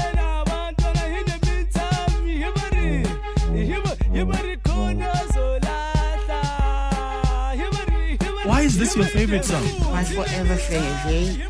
Like if I go groove and I'm tired, if you put this on, I will turn back. And you listen If to you the ask me to original DJ, version, obviously. Don't judge me for any version of the song that I And listen you to. sing to the lyrics? Ever since the song came out, it's been a constant in my life. I have it on all my playlists. I don't care. Like Sister Bettina is my jam. Please And judge me whichever way you want. Do you Actually, sing don't to care. the lyrics of the original version? Yo, Tidi Madia. Here's some WhatsApp voice notes coming on 072 702 and 702. Hi, Clement and the team. Tidi, I am so inspired and I admire you so much. Girl, you are a total influence. Wow, you amaze me, especially that last interview that you were in with that American journalist. Whew, You washed it clean, mopped him clean. Yo, I love you so much. And I really think you do an amazing job. And thank you for standing your ground, because you help us to stand our ground. And I admire you. Oh man, Clement, you have my favorite, my darling, my favorite political journalist right there, man. I love that lady. I love Tidi so much. And of course, oh man, the love for her just went sky high when she destroyed that arrogant US journalist. Wow, Tidi. Man. I wanted to jump through the screen and kiss you right there. Well done, and know that we love you so much. We love your work. We love you, your personality and your intelligence, of course. Moses. Yeah. Do you remember when you came back from that interview with that American? Oh my goodness. You know what's funny about that interview? It blew up while I was in transit. Yeah. But when I did the interview initially, I told you about it and I wasn't happy. I came to your room at the hotel. Yeah. Because we were supposed to record a thing for my show. Something for your show. And then you said they're about to pick you up for an interview. And I said, okay, we'll do my show live. Yeah. And then you went and I asked you, how was it? And you're like, I don't even want to tell you. Yeah. I was so miffed about that interview. I was so angry. So on the phone, when that interview was being arranged, I actually said to them, no, I just come from doing the CNN, and they've seen me on CNN, and they were like, oh my God, we just have to have you. I then speak to my boss, Nisa Ali, upstairs, and I say, these Americans are now asking, but you know, the thing with American media is it's a pendulum. It could go either way. So I'm not sure who these people are. I've never heard of them. News Nation. She does a quick search and goes, you know what? I think they're moderate. Let's go. So I then go, you know what? This lady's trying to convince me. I need to manage Clement in my head. I'm thinking about your show. I'm also thinking about news because it's still early hours. File. Yeah, I have to file for morning. Yes. I had a 25-hour day that day, okay? And then I go to that channel and I see Chris Kumo. If you remember him from CNN, just fired. I didn't know he had swung towards the right with his coverage. So I think, middle of the road, I can do this. So I go, that guy asked me the first question and I just looked at him and I thought, what's going on here? You don't know me. I was like, I'm born ready for a fight. I'm born ready to set you straight and I'm going to tell you who we are. So I was like, you don't need to invite me twice. I'm ready. I'm born ready for you. So that was that weird interview. Okay, let's go to Nwaku in Polokwane. Nwaku, good morning. Hi, Clement, how are you? You are with Lega Emranok. Arona, ki ngwanyana lena wa mopedi lena o tswa le popo gona mo. Urdi le ka go loka mon. Ga pele ga tshaba, pele ga lefase, se seng tshaba, pele ga lefase. Hey, that woman, we are with a legend. Yabo Sidi. Take your 5 roses from Nwaku. Take your 5 roses, you deserve them. You represented us very well. Trump, J.D. Vance, and their journalists, they're still choking on a humble pie. I'm telling you. You humbled them and you gave them the true side of South Africa. I'm very, very thankful.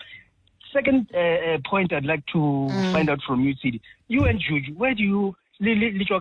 because it is like this homeboy, home girl kind of relationship. Julia say you hate each other, you like each other. I don't know. I don't hate Julius. I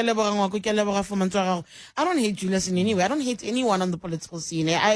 It would take so much to invest in that kind of emotion towards a politician. I don't hate former President Jacob Zuma. I went to his house and had supper with him, for goodness sake. He promised you a cow. He owes me a darn cow. So I don't have the capacity of hate. And I do realize that people read my relationship or how Julius relates to me very differently. I think there were moments where it does feel like he has a soft spot for me, but trust me, there's no proximity, there's nothing. He's just another politician.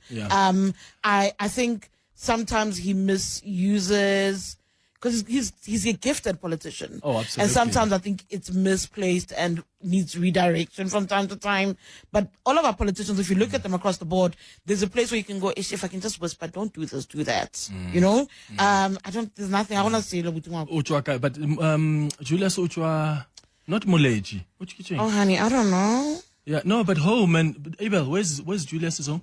Seshiro. Like your family, I know, but your family is from Limpopo. Yes, it's got many ties in Limpopo to many people. In Limpopo there. Yeah. Okay, so she's a Limpopo girl, Nwako. Caesar, you're in Sharpeville. Good morning. Morning, Clement. Hey, Tada. Hey, man, or hijackile, or ambushing.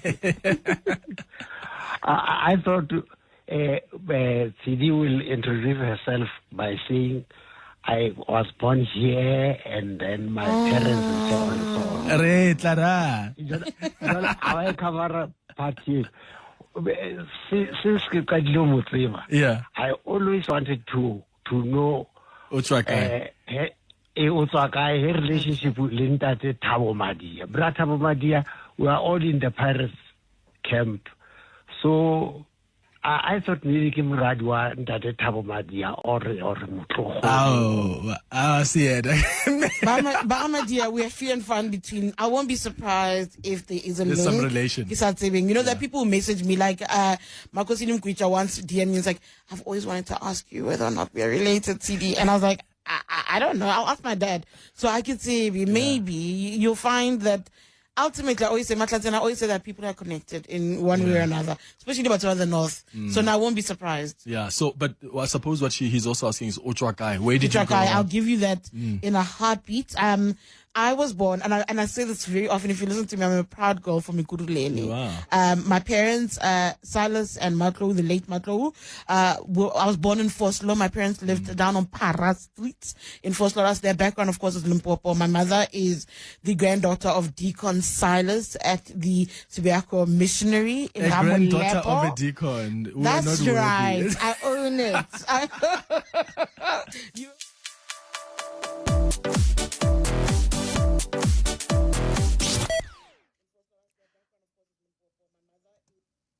Outsurance is simply the best at beating their best. Outsurance scored 9.99 on the Hello Pizza Trust Index, a near 5-star rating on Google reviews, and have outperformed their personal best on the number of complaints per 1,000 claims referred to the Ombudsman. Switch to the insurer that delivers on price, service, and trust.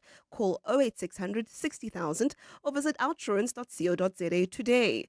You always get something out. Licensed insurer and FSP. T's, C's, and information online.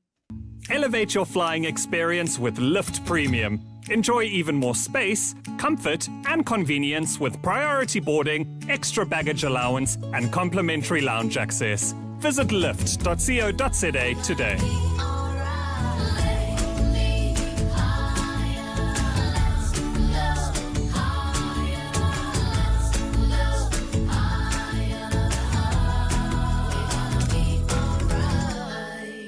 Unfold extraordinary with the brand new Samsung Galaxy Z Fold 7 5G 512 gig. Get it on a 6 gig Red Core plan from 1,749 per month over 36 months and double your storage with Vodacom, Zanzi's winning 5G network. Enhance your deal. Add 149 extra per month and get the Galaxy Watch 8 eSIM and Galaxy Buds 3. Available in-store and online. T's and C's apply. Further together. Vodacom. The Festival of Motoring, powered by Westbank, brings the spirit of Ubuntu to the Kyalami Grand Prix circuit from the 29th to the 31st of August. Experience thrilling track drives, 4x4 adventures, drifting, supercar hot laps, and F1 demos. Get your tickets on Howler and use the promo code RADIO for a special discount. The Festival of Motoring, the power of new. The 12th edition of the DSTV Delicious International Food and Music Festival, powered by Lotus Star, is here. Experience unbeatable vibes this heritage weekend at the Kyalami Grand Prix circuit on the 20th and 21st of September. On Saturday the 20th, catch Don Tolliver, Questa, Inkabi Zezwe, and more. Then, on Sunday the 21st, don't miss the iconic Lauryn Hill on her 25th anniversary tour with special guests Wyclef Jean, YG Mali, and Zion Mali, with Lira Mandisi and Zoe Mudira also performing on the Sunday. Tickets at Ticketmaster. The DSTV Delicious International Food and Music Festival, powered by Lotto Star and proudly supported by 702. All right, time now for our EWN headlines with Sfiso Zulu. Thanks, Khomotso. Good morning. EWN's Politics Associate Editor Tidi Madia will be remembered for mentoring and teaching young journalists. Madia was passionate about assisting reporters in the media industry. Tributes continue to pour in for Madia following her passing yesterday after a short illness and stay in hospital. At least 10 suspects have been arrested in connection with the shooting of e-hailing drivers in KwaZulu-Natal. The drivers were attacked and shot yesterday allegedly by taxi operators in Gwadabega, west of Durban. This attack comes 2 weeks after e-hailing driver Mtokozi Simvelase was shot and killed outside Maponya Mall in Soweto. And a first group of 7 migrants has arrived in Rwanda as part of a deal to accept deportees from the United States. The Rwandan government says 3 of the individuals have expressed a desire to return to their home countries, while 4 wish to stay and build lives in Rwanda. Authorities have not revealed any information about their nationalities. And those are the headlines. This EWN and more at 11 or as it happens. EWN Traffic. Travelling on the N1 South, we've got delays, bumper-to-bumper traffic, in fact, coming out of the Baklu interchange towards Winnie Mandela Drive. An accident between these 2 points, and it's affecting 4 lanes. So if you're travelling out of Woodmead, do expect about a 30-minute hold-up along this route. Heading towards Halton, another accident seen on the Mike 1 South, right near Glenhove Road. Delays from Grayston Drive, about a 15-minute hold-up there. There's also queuing traffic on the R24 West. In fact, it's another accident along this route, right near the N12 merge. It's causing delays between Edenville Road and the Kilulis interchange. Otherwise, in Jet Park, we've got delays on the R21 South approaching the N12 exit. There's also queuing traffic in Devland along the Golden Highway. This is between the N1 and Union Avenue due to faulty traffic lights as well as long-term roadworks. Please be on the lookout there. More updates at the top of the hour. There's more EWN on air, online, and on the EWN app. Let's walk the talk. 702. 10:34 right here on the Clement Manyathela Show on 702. My name is Khomotso Mudisi. I'm in for Clement this morning. All right, we have been listening to that hanging out feature with Tidi Madia. The Clem had, about 2 months ago, 3 months ago, in May. But we're going to go back to that. But let's go for a quick spot break. The Midday Report. Weekdays, 12 to 1. The whole world is talking about it. They're talking about the love story. Taylor Swift and Travis Kelce are engaged. Why are we all so in our feelings about the fact that Taylor and Travis are engaged? I think this is a pretty solid relationship. But I'm happy to see her also happy. You can just see that, just genuinely happy. She seems like a level-headed girl. I'm rooting for her, honestly. Mbuyiselo Bilekazi, entertainment commentator.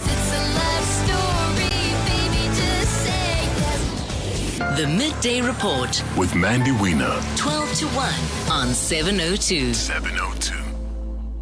The South African Future Trust Summit is fast approaching. This premium entrepreneurial showcase will return to the Sandton Convention Centre on the 5th and 6th November, with international and local speakers sharing groundbreaking insights from their entrepreneurial journeys. It's an unmatched opportunity to network with like-minded entrepreneurs and innovators, investors and change makers, with 2,000 plus delegates and over 200 exhibitors all under one roof. Come and experience the extraordinary world of thriving entrepreneurs and business owners. Avoid missing out. Get your ticket now for 1,800 Rand each for the 2 days at summit.southafricanfuturetrust.org in partnership with 702. Time. When you're a kid, it moves slower than a sloth trying to get through airport security. There is just so much of it. Skip forward a few years to your 20s. Time is still your friend. It says have some balance. Go party and have fun. Then your 30s hit. And time suddenly steps on the accelerator like it's trying to catch a traffic light before it goes red. 40s. Now time is moving faster than your 10-year-old on a sugar high. 50. You're desperately trying to save as much as you can, but time is moving so fast. And all you can think is, where did all the time go? That's why after 50 years of investing, we've learned that time is the greatest gift of all. And the good news is, if you invest early, time gives you money, and then money gives you more time for some much-deserved you time. Now, isn't that a compelling enough reason to invest? Ellen Gray, long-term investing. Ellen Gray is an authorized FSP. Choose the best. The new Huawei Pura 80 series. The master of photography. A super sensor with precision zoom. Stay sharp from dawn to dusk with a superior 1-inch ultralighting camera and ultralighting macro telephoto lens. The master of color, enhancing every frame with vibrant color and incredible clarity. Tricky lighting? No problem. Take portraits against the light with every face perfectly illuminated. It's more than a phone. It's a professional studio in your pocket. Go beyond with Huawei Pura 80 series. Imagine being 16 and deciding it's time to change your own life. This afternoon on 702 Drive with John Perlman, we'll meet a remarkable young man who made a courageous, life-changing decision to be his own hero. By choosing to undergo a cleft palate procedure, he didn't just transform his smile, he transformed his future. Don't miss this inspiring conversation made possible by the Dis-Chem Foundation this afternoon on 702 Drive with John Perlman. Remember, every swipe of your Dis-Chem or Dis-Chem Baby City benefit card supports initiatives that change lives across South Africa. Dis-Chem Foundation, caring for the community. Every swipe counts. Hanging out with Clement on 702. Let's walk the talk. 23 minutes before 11 o'clock. Today we are hanging out with Tidi Madia, EWN Politics Editor, the host of Politricking with Tidi Madia, and we're just giving her flowers because she deserves them.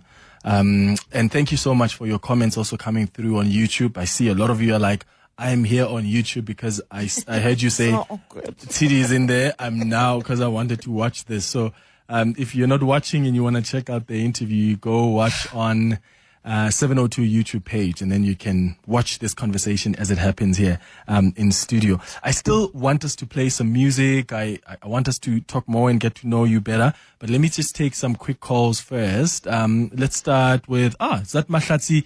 Mahlase. Good morning, Mahlatsi. Good morning. Hi. Favorite journalist. Oh, wow. I am so happy at this moment and really, really so proud. But I had to call in. Clement, I know you said quick. I don't know how to do quick, but I'm going to try. I really wanted to say, I really don't want Tidi to be defined by the interview last week. No. Because that gentleman did not know journalism, or he thought an African lady and a tiny African country did not deserve ethical journalism. But I think we must celebrate Tidi because of her phenomenal contribution to journalism. I first met her at some weird conference of the SAC. Some village in Richards Bay. But I had the honor to start working with Tidi at News 24. And I think it was around 2016. Yeah. And it was the most rewarding time of my life. And I was so proud to also have been able to bring it into EWN. But I wanted to say this to everybody. Thank you very much for 2017. Because, Clement, I told Tidi, I hear the ANC is having its elective conference, but I'm also getting married. So you're going to have to hold the fort. So I'm going to take this opportunity and say to everyone, thank you very much for that year, because I don't think I would have been able to do it. But Tidi, you have really stood the test of time. The one thing I love about you is your curiosity, your confidence, but also just your deep understanding of what journalism is and what journalism means. You are never about chasing the headlines. You are always about, but where is the truth? And it's not an either-or situation. It's always an and so what, and for. And it's those questions that you are able to ask that gets us to think and to get South Africans to think differently about their country. You are a hard worker. You never go to bed until the story goes to bed. I think the two of you, when I knew I had the two of you in the room, I probably got to sleep better, especially after I had a baby, because I knew you guys would figure it out, and in the morning I'd have to wake up and resolve it. So that I'm really grateful. You guys have done, Tidi, you've done amazing work. I mean, the interviews with the president, calling him to account, especially when he's not available, or even any of the other political parties. I really want to say to you, you have to keep at it. I know I'm always hard on you because sometimes you get into your head, but you have so much to give to this country, and you are important to the younger journalists, because we have to tell them that it's not about the headline. Yeah. Yes, it's not easy. Political reporting in this country is treacherous. The men are often awful, but you have pushed and you have continued at it. And I think you know that you have earned the respect across the board. The public gimmicks that we see from certain political parties are never going to define you. You have to keep asking the hard questions. Really proud of you and keep working at it. The two of you keep doing well. Really, really proud of you guys. Mahlatsi, thank you so much. That's Mahlatsi Mahlase, the former editor-in-chief at EWN. My former politics editor. Your former politics editor. She's my forever boss. I always call her my forever boss because I still call Mahlatsi. Oh man, I still call Mahlatsi and I pick her brain about work, personal, about everything, and I'll fight it through with her still. She still deals with, when I fight with Alpha and Tabiso, I laugh when they fight me because I know what it's like to be that younger journalist who's fighting my boss on an idea. Because I've always been that person. It's got me in trouble. But I wouldn't be any other person. I wouldn't have it any other way. Temba, you are in Joburg. Hi. Thanks, Clement. Yeah, Tidi, now that your former boss from Pentec, yes, we studied together. Yes, we studied together. That she came after me. That she has spoken and made a lengthy speech. I'm gonna be short, crisp, sharp, and succinct. One thing, what you've been doing and have done all the years that I've been seeing in Muntarinyu and other journalists is that you have dispelled this notion of celebrity journalism that sometimes gets into the heads of most of the journalists. That's something that we need to deal with. Two, what you have done and you've been doing also, and most of the colleagues, especially with Zianda last week, is that you have shown that journalism is about patriotism. What you've done, you have dispelled that myth from certain politicians who normally views journalists as the enemy. Finally, I can say that I'm proud that last week and this week at the press council, I said we haven't done enough to celebrate women in the media, past and present. We are currently working on a project. It's making me, I'm not sleeping literally, to work on that project to ensure that we honor and celebrate women in the media since the last decade, even before. Thank you very much, and keep on doing the good work, colleagues. Thank you so much, Temba. In Johannesburg. Someone wanted to know, what do you do for fun? So when you are not busy going after politicians and listening to the news and filing and leading your politics I love to swim. I love at the pool. I love to swim. It's my downtime. It's where I distress. In fact, until I had a knee injury about a year ago, it was what you knew I would be. And particular mornings, I'd be in the pool. I love to read. I'm a person of my family. I'm very family heavy. Like, you know that you'll find me a lot, either with my cousins or my siblings or the nieces and nephews. Got a gang of nieces and nephews, so I spend a lot of time with family. I tend to do a lot of like weird hikes and walks as well with friends. Again, with family a lot. I do a lot of family stuff. And then I do read. I try to read for leisure. I'm currently trying to study. I'm busy with state formations. It is kicking my caboose, trying to manage join this the and club. that. Oui, man. So yeah, and at some point as friends we used to travel a lot. Yes, we've grown now that there's no time. We can't even make time for supper. Do you guys realize we're struggling to find a day for dinner? We'll be going, can we maybe, or maybe they say, no, this one is trying, no, this one. We can't even find a day. But we used to enjoy that. We used to travel a lot as friends, and you love traveling yourself. Yes, I do enjoy traveling. Okay, another song quickly before we go to some more calls and WhatsApps as well. What should we do? Toast? I think you must play Toast because that speaks to my other love. Yeah, which is? I love dancehall. I used to be a girl at Horror Cafe at Baseline Raga Nights. During your UJ days? Yeah, I was. You're called Rowdy. Every Thursday. You're in Melville. I used to start on a Thursday until Sunday in the clubs. So I've had my time. I used to my family used to say Orata Strata. I like Orata Strata. Like, when family events happen at my dad's, when the relatives leave, I'm also like, bye guys. Like, where are you going? I'm like, is that why when she's probably going to kill me for this, but is that why when we are with friends, you are the last one to actually, like, how do I put this? So when we're having drinks, who's the first to pass out? You are the last man standing, always. Well, yeah. Because I can handle my liquor. Leave me alone. Yeah, well, we've had a whole practice in UJ. 4 days a week. I didn't have that. So I would be the first one to go, I don't drink as much anymore. as I was when I was younger. I mean, I don't party as much either. Life gets demanding and you must grow up. Yeah. So I grew up.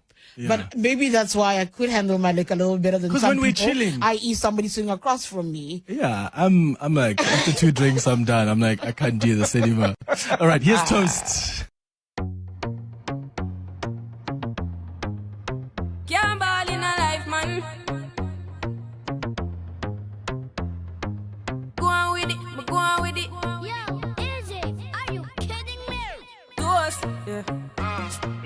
So we are coming with a force, yeah. Blessings we are reap and we coursing on full. Oh, we not rise and boast. Yeah, we give thanks like we need it the most. We have to give thanks like we really supposed to be thankful. Blessings all for my life and my thank God for the journey, the earnings are just for the plus. Yeah, and gratitude is a must. Yeah, me see blessings fall by my right hand.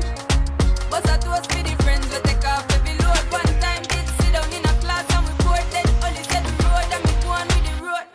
Third form, me say me try a thing, and you know it formed out to be a fire thing. Now up on stage with chronic, say I sing, yeah, see me all diggy soon, get the higher ring like hello, brother. You say I had to short ya, saw your post. Hi 702, this is Madro, and I am here to show the love and appreciation of my aunt Tidi Madia. She has been doing phenomenal in her field during these many years, and I think that is visible through her labor, and the fruits of her labor are surely are visible. And we love you, Auntie. Bye. Have a good day. Oh. How did you find my human? That's my Matlo is my ultimate person. human. I'll find her any day. She's so grown. Listen, she's I phenomenal. She didn't say anything to me about Uncle. She said to me, "Oh, if you see Uncle," I said to her, "I'm going to see Uncle Clement. I'm going to work. I'll say hi to Uncle Clement. Nothing more. Nothing more." Matlo's a traitor, but she's my human. It's Alpha. I just want to express gratitude to you for simply being the kind of man. My other kid. I mean, I walked into the Eyewitness News newsroom as a 20-year-old about 3 years ago. And since then, you've devoted so much of your time to nurturing me, holding my hand, guiding me, and leading me. And you haven't stopped doing that over the past 3 years.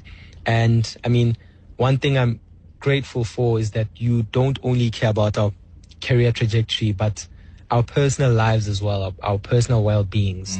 I mean, you notice when Tabiso and I are not okay, maybe from whatever we're going through in our personal lives, and you tend to offer us time off just so we can recover from whatever we're going through, be it exhaustion or whatever it is.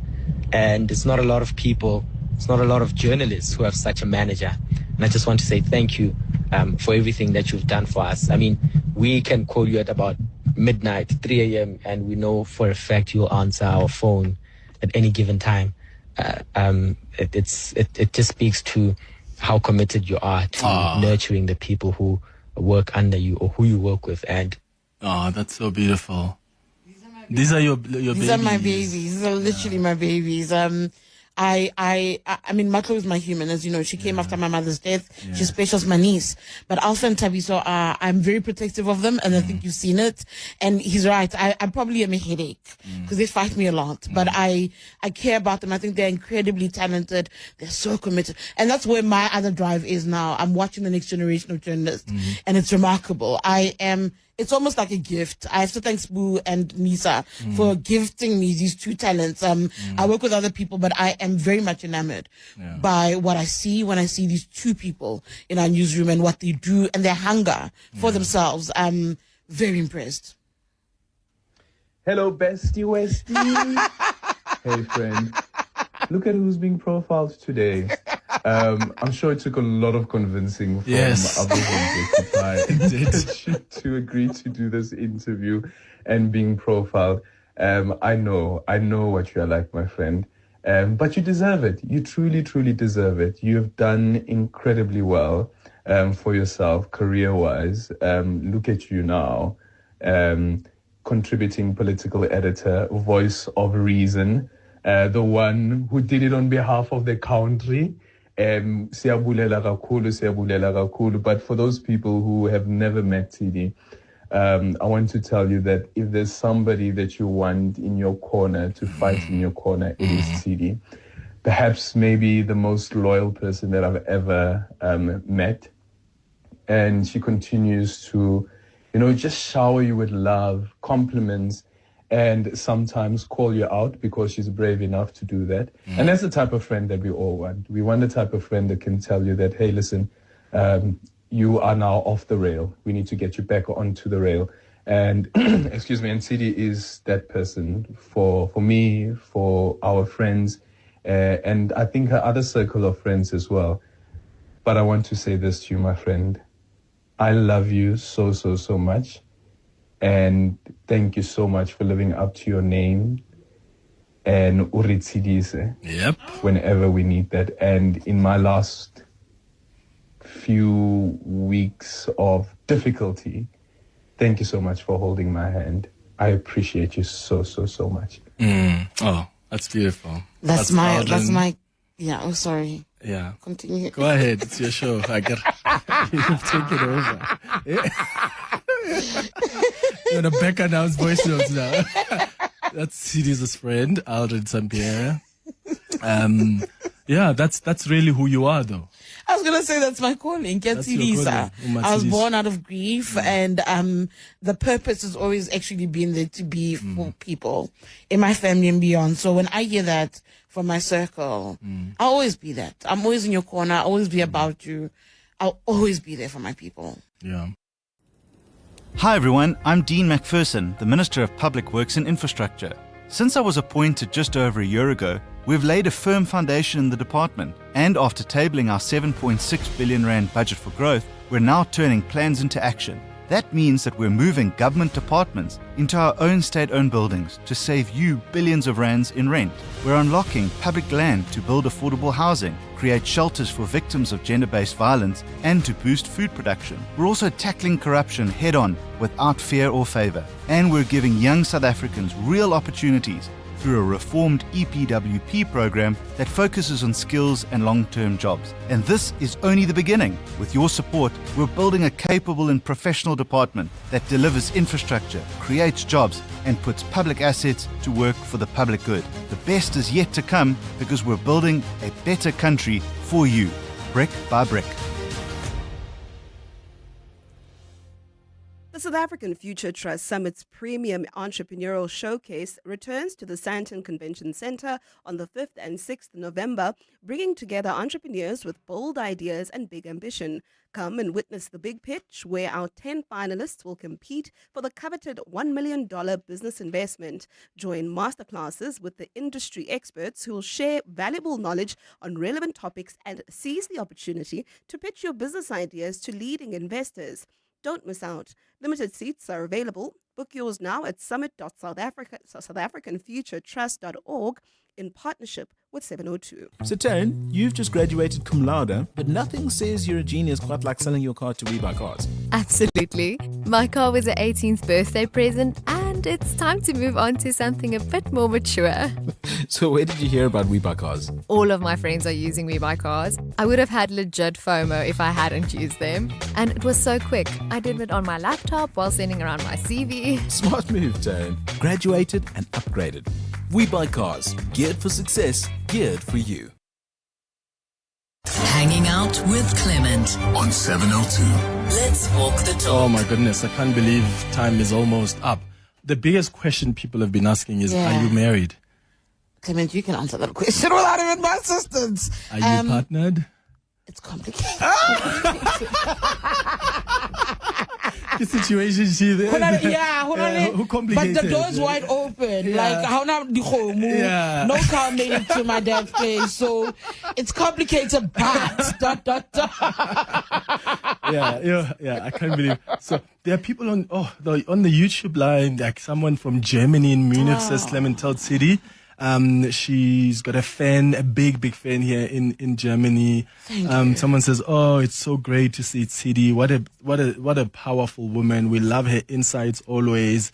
What do you still want to do? Ooh. You're studying now. I mean, You've been threatening to go back to school. Well, I've been I was doing that threatening myself. and then I did it. Yeah, but It's for how many kicking years? me, I but think I'm for 4 doing years, it. it's like, I'm going. But you're doing it now. I'm so finally. overwhelmed by it every day. When I was coming back from Washington, I bumped into a professor at the airport who wanted pictures. And I said to him, this is not what you should be asking of me, to take pictures of me. You should be asking, how can you help me? I'm worried about my schooling at the moment. I'd like to see that actually take proper shape, my academic career take proper shape.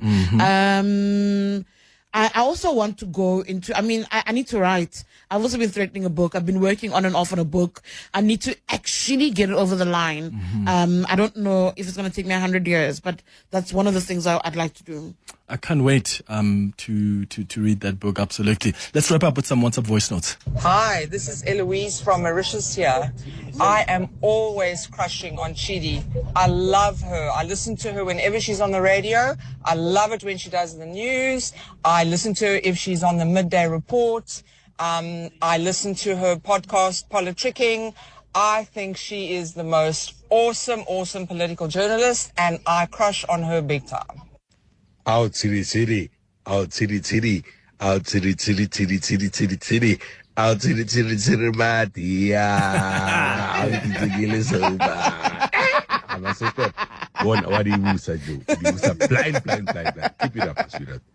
Lovely spirit. Good morning, Clement and Tidi.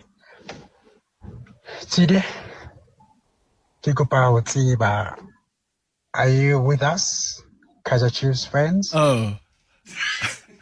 Please tell us, because we know Bongani and Clement, they are openly Orlando Pirates fans. So which club are you actually? Tell us. Thank you, Pat here. And think very carefully about your answer. I'm sorry, Pat. Nobody's with you. Yeah. Nobody. Chiefs, Glamour Boys, no, that's not me. I'm sorry. I actually go back and forth, which is really weird, between Pirates and Sundowns. Don't ask me why and how, but these are the two parties. I have a cousin who works for Sundowns. Ria works for Sundowns, so I definitely, and my family, my brother loves Sundowns, so I gravitate towards them. But I also love the Iron Duke, right? Yeah. He's kind of weirdly followed my career. It's a very weird story between him and I, but Ivan Cause has followed my career. Is somebody I do adore, and because of that, I have an allegiance towards Pirates. All right, that was the Hanging Out feature with Tidi, Madia and Clement. That was in May this year, and yeah, it just left me feeling so warm and fuzzy inside. I hope that you will all remember her for the star that she was. If you want to hear more of that interview, visit the Prime Media Plus app or primemediaplus.com. When I say insurance, you say pineapple. Insurance. Pineapple. Insurance. Pineapple. Insurance. Pineapple. Pineapple FSP 48650 is underwritten by Omart Insure Limited, a licensed non-life insurer and authorized FSP. Do you know what's hiding behind colorful packaging of unhealthy food? Big food companies target children with unhealthy packaged foods that hide high levels of sugar, salt, and fat, which could lead to heart disease, diabetes, and hypertension. But the truth is hidden from consumers. Front of package warning labels are a proven solution to help consumers make informed decisions. The government must act now. We have the right to know what's in our food. Demand front of package warning labels. Sign the petition on heala.org, HEALA.org, by 30 September. Want to save on your next local holiday? Lekker offers amazing deals on local accommodation all year round. From self-catering getaways to luxury stays and everything in between, Lekker has something for every budget. Don't miss out on Lekker amazing year-round accommodation offers all over South Africa. Download the Lekker app today and discover how easy it is to book an affordable holiday. Lekker, always save on the best local stays. This is EWN. Good morning, I'm Sfiso Zulu. EWN's Politics Associate Editor Tidi Madia will be remembered for mentoring and teaching young journalists. Madia was passionate about assisting reporters who came after her in the media industry. Tributes continue to pour in for Madia following her passing yesterday after a short illness and stay in hospital. EWN reporter Alfa Ramushwana says he's a better journalist today because of Tidi's mentorship. And one of the first stories that I covered as an intern was the mess in the city of Johannesburg, the coalition chaos. At the time, the DA was being removed from power and the ANC was coming in. So there was a lot of changes in the administration in the city of Johannesburg. Yeah. And I covered the council chaos. And when she came back on leave, the first thing Tidi said to me, and I hadn't met her at the time, the first thing she said to me was that, I've been hearing you on the radio covering the politics in Johannesburg, and I want you to work with me. And little did I know that that would be the beginning of my career as a political reporter. Political parties have also paid tribute to Madia, saying her passing leaves a void in South African journalism. Mongezi Koko has more political reaction. Action SA says Madia carried herself with kindness and grace, earning the respect of colleagues and leaders alike. Razum Zanzi remembered her as a no-nonsense, fierce and unbiased practitioner. Spokesperson Mabine Siabe. An unbiased practitioner who plied her trade with passion, love and accuracy. Her warm yet direct way of interrogating politicians and other public figures will be sorely missed. The DA says her fearless reporting and incisive questioning of power will be remembered with respect. And the African Congress for Transformation called her a hero of journalism who held power to account and gave a voice to the voiceless. Madia's passing marks the loss of one of South Africa's most prominent political journalists, a reporter whose legacy lies in her tenacity, her fairness and her ability to make complex politics accessible. Monke Ziko Ko, Eyewitness News. At least 10 suspects have been arrested in connection with the shooting of e-hailing drivers in KwaZulu-Natal.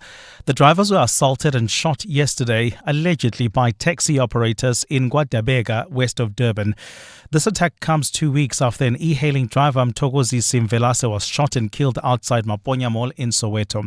The Transport Department in KZN confirmed the group was arrested this morning. Spokesperson Dabezinhle Sibia. Law enforcement agencies executed an operation that resulted in the arrest of between 10 and 15 suspects, and the MEC has indicated that we will await the Lieutenant General Tandam Kwanazi to give more details in terms of the nature of charges the suspects will be facing. Social Security Agency SASSA says despite the recent inconveniences experienced at its offices due to the swapping of cards, it will insist all new grant beneficiaries have their biometrics taken. The agency has told Parliament this will minimize corruption and make sure that all beneficiaries are legitimate.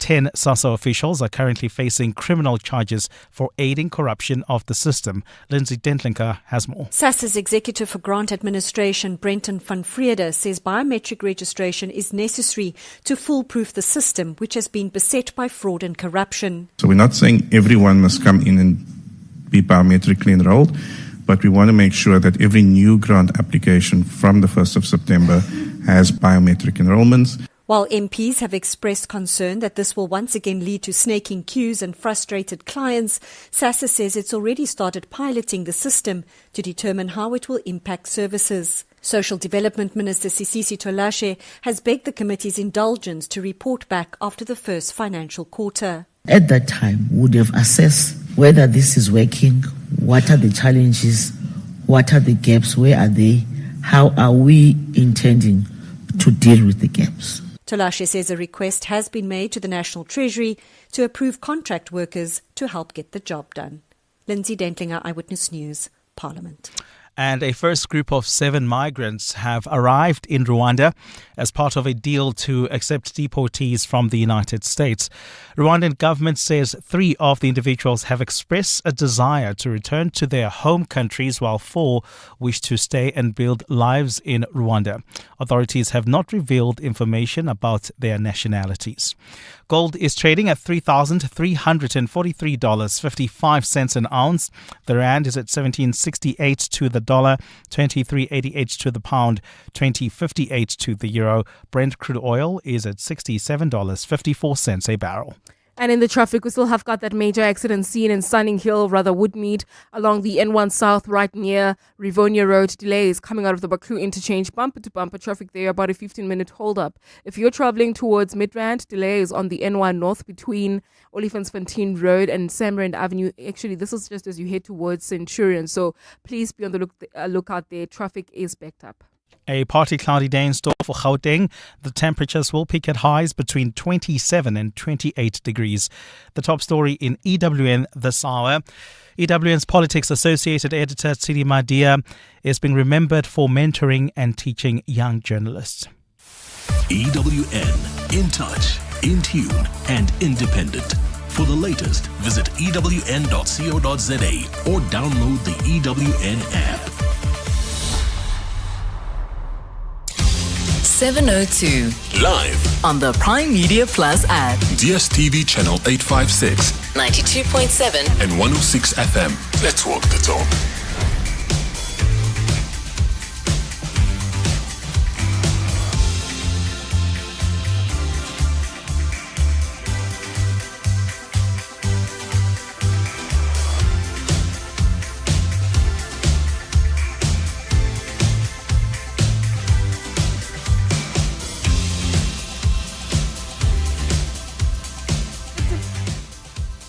It's 11:08 right here on the Clement Manyathela Show on 702. My name is Komoto Mudise. I'm in for Clement this morning. Thank you so much for tuning in.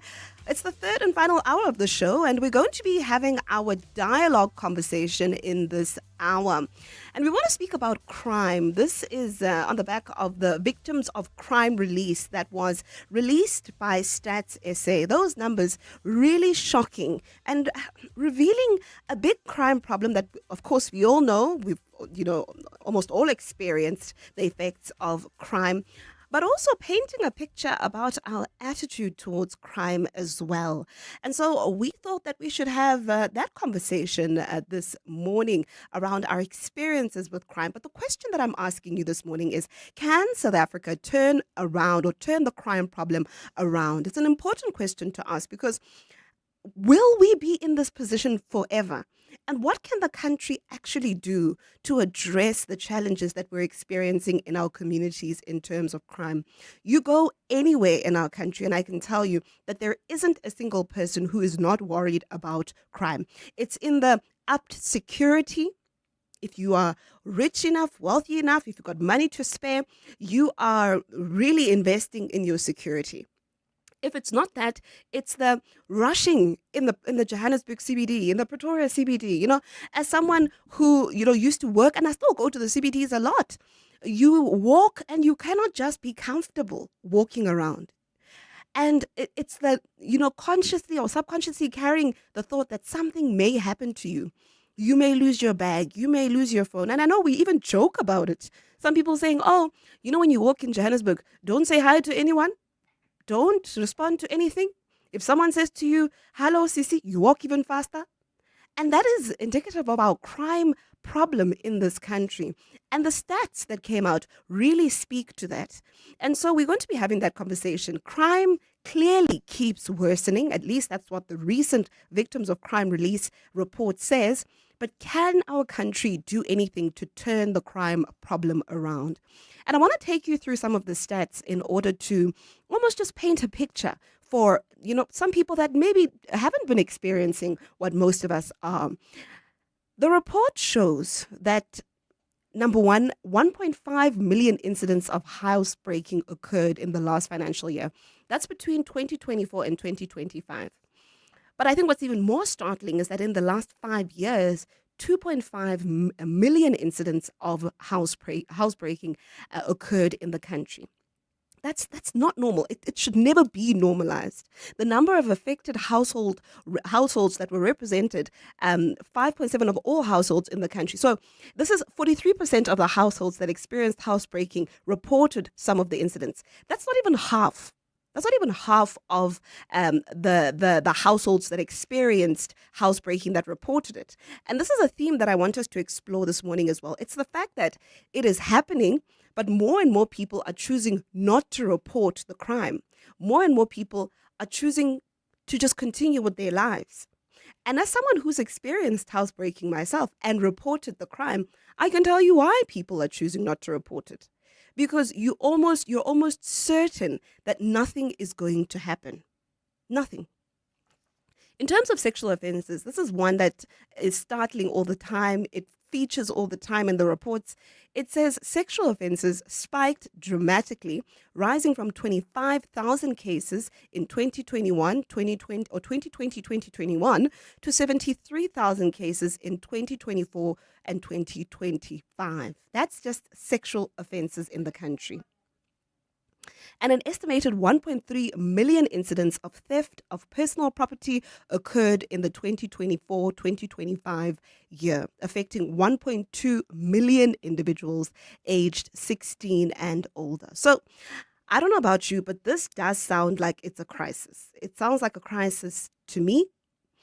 I read the part that speaks about feelings of safety. About 81% of those aged 16 years and older felt safe walking alone in the neighborhood during the day, while 36.1% felt safe walking alone when it's dark. So you clearly know that once it starts getting dark, we should all be in our houses. And it shouldn't be that way. You travel anyway. I was in France a few years ago, and being able to just walk around in the night, get off a train, I was shocked. It shocked me. I was so surprised as a Joburger that, I can just catch the train at 10 p.m., 11 p.m. and walk, to the hotel, and I'm okay. And no one is coming behind me. It took me some time to realize that actually no one is going to come for me here.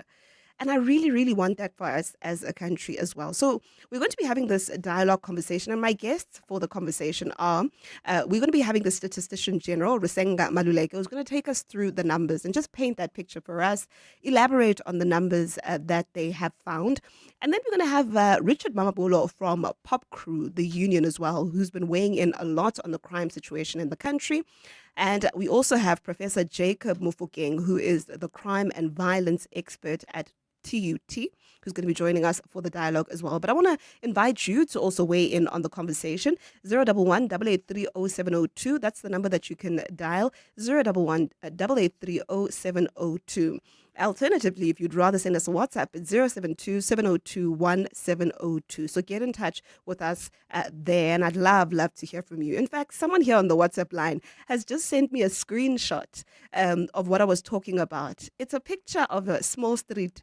I don't know if any of you have seen it. It's a picture of Small Street, and someone here says, there's a message that says, when you are here, don't talk to anyone. Even if you see your mom, don't greet her, because it might not be your mom. Even if you see yourself passing by, don't look surprised. Just continue walking, because you know then that you'll be a target. And I think that is really, really concerning. All right, let's speak to Richard Mamabolo, and let's welcome him to the conversation. I see the lines are already flashing, and we will be taking your calls once we have a bit more from our guests. Richard Mamabolo, Pop Crew spokesperson, as well as Professor Jacob Mofokeng, crime and violence expert at TUT. Good morning. Welcome to the show. Hi, Richard. Are you there? All right, it seems we're having problems there with getting in touch with Richard and the Professor Mofokeng, but I do hope that we'll have them on the line. So I do believe that the big problem that we have now, we've established that, crime itself is a challenge, but the fact that people are not even comfortable or don't bother reporting it, I think is a challenge. I think that's a bigger problem, because it means we're not going to be able to fight the crime if we are not reporting it. Does it mean that we've just lost confidence in our police? And I know that it sounds like a rhetorical question. I've heard people say a lot that you go to the police station and absolutely nothing happens. I'm going to tell you about my experience with this.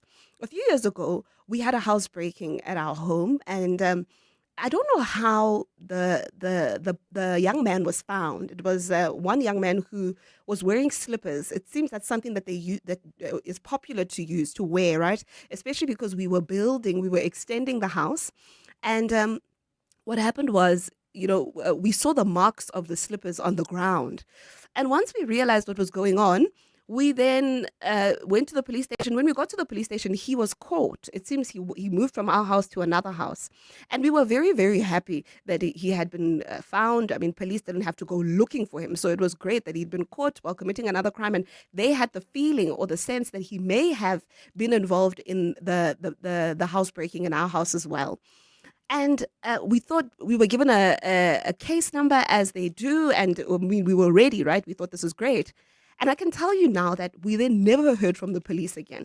We went back to the police station to find out what was going on, and they said he'd been released. So we asked, why? Why was he released? And they said, no, there was just no evidence. There just wasn't enough evidence to prosecute him. I then asked, but you didn't come to our house, so how would you know? You didn't investigate. How would you know that there's no evidence? You didn't even try. And so I can tell you that I understand why South Africans at some point feel that they don't bother or they won't bother to go and report the crime. When we come back from this break, we'll have our dialogue with our three guests. John Perlman. Weekday afternoons, 3 to 6. It is with great sadness and regret that we announce the passing of Tidi Madia, EWN's Associate Editor, Politics. I would like to read this quote. In courage and poise, she boldly stands tall. Her heart beats in rhythm, a powerful call. Amidst life's harsh trials, her light shines so bright, a beacon of hope in the darkest of nights. Matsadiso means to comfort. She has been that and so much more to all of us. John Perlman. 3 to 6 on 702. Love is patient. Love is kind. Love is hopeful. But love can make you do unbelievable things. Is love shocking? Kind of love is this? Is love blind? If love was blind was a person, it would be Dr. Nandipa. Is love worth it? Her light was not there anymore. Would you cross the line for love? Watch Beauty and the Bester, 12 September, only on Netflix. Basic plan from 99 Rand per month. T's and C's apply. Spar brings you super savings. Get 2 kg Tastic long grain, parboiled, brown or soft absorbing rice assorted for $34.99. Save 10 Rand with Spar Rewards, or 2 litre Spar sunflower or canola oil for $69.99 with Spar Rewards. Plus, you could win your share of 6 million Rand in instant cash. Price is valid until 7 September 2025 while stocks last. T's and C's apply. You could do something first and still be doing it wrong. What hurts is sprinting but never making it to the finish line. Quit going in the wrong direction, because with Sunny Sixt, you can rent here and globally. Other car rental companies only have a vision to try harder. We actually deliver. While they leave you feeling blue, our budget and vibe match yours. For a tailored service offering premium at every stage, book premium car rental excellence with Sani Sixt. Welcome to the brand new days. Sail the world with Norwegian Cruise Line, with more to see, more to do, and more to enjoy. Plus, upgrade your holiday with NCL's More at Sea for premium beverages, specialty dining, and much more. Think international cruising. Think NCL. For the best deals available, visit ncl.com or contact your travel agent. Restrictions apply. Welcome to the brand new days. Join us. Let's walk the talk. This is 702.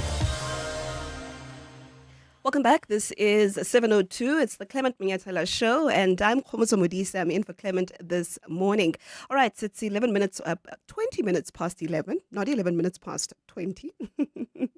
20 minutes past 11 right here on the Clement Manyathela Show. Let's go to that conversation, our dialogue conversation around crime getting worse. And joining me for that conversation now is the Statistician General, Risenga Maluleke, as well as the spokesperson of Pop Crew Police Union, Richard Mamabolo, and Professor Jacob Mofokeng, who's the crime and violence expert. They join us now on the line. I want to start with you, Dade Maluleke. Thank you so much for joining us. From these statistics, it seems as though housebreaking is fast becoming a crime of choice. Well, I can't say it's a crime of choice. When you put it like crime of choice, it's like it's a luxury people can have. But one thing is that housebreaking is the crime that occurs the most in our country. And I guess there are reasons for that. Because housebreaking versus home robbery is that housebreaking occurs when there is nobody in the house. So it's like a burglary. Whereas home robbery, it happens when there's somebody in the house. So indeed, one thing we have seen over the past 5 years, we have seen 2.6 million incidents of housebreaking. But in the past 12 months, we have seen 1.5 million incidents of housebreaking, which affected 1.1 million individuals. So it is the top crime, yet it is not the most reported to the police. And what crimes are the most reported? Murder is the most reported, followed by motor vehicle theft or hijacking.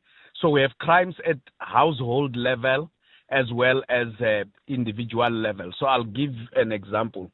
Household level is when a car is stolen, whether it's parked at home or it was at the mall. It is stolen. Whereas hijacking, a person has to be driving potentially alone with other people on the road. So that is an individual crime. So let's go back to issues. The ones that are highly reported are murder, 100%, because it's shocking. Sometimes by the time the police, the family members, household members arrive, when the one member who was a victim was alone, even the neighbors have reported it if there was an alarm raised. But one of the things that follows that, it's motor vehicle theft as well as hijacking because of insurance claims. The third one is sexual violence. So sexual violence is the third reported crime. However, it's not as high as the two, and you will know there are still issues of stigma in relation to women talking openly or men talking openly when they have been victims of sexual violence. Something else that this report... So just a quick one, sorry. Housebreaking, which is the highest, its reporting to police is 43% versus murder at 100%, motor vehicle theft at 85%. Oh, so murder 100%, that means everyone with this murder experience, they have been reporting. Yeah. Okay. Maybe let's go into the issue around reporting, because this report reveals as well that there seems to be less confidence in police, in that people are not going to report with certain crimes like housebreaking. Well, there are two things that people have said. One is that about 29% indicated that they didn't report because there's nothing the police could do, because they didn't have proof to provide to the police. That is the one part. Another 30%, about 29% almost, indicated that the police could do nothing, whether there was a proof or not. It didn't matter. Now, one of the things that we have picked up in the past in the general household survey or in the victims of crime as well is that we asked people whether they had come reporting to the police. 45% of them said they have comfort. However, only about 29% said they had comfort in the courts. So you could see that people have trust in the police coming to capture the information or even arrest the perpetrators. But when it goes to court, it's a matter of technicalities, technical jargon, and the courts need proof. So you could come and accuse me or allege I've done something. The police will come and arrest me, but the court is the one that must decide whether I've done that or not. And so the trust deficit is not necessarily in the police, but it's in the prosecution. Well, I would say 45% compared to the courts. However, 45%, we're still not above 50%.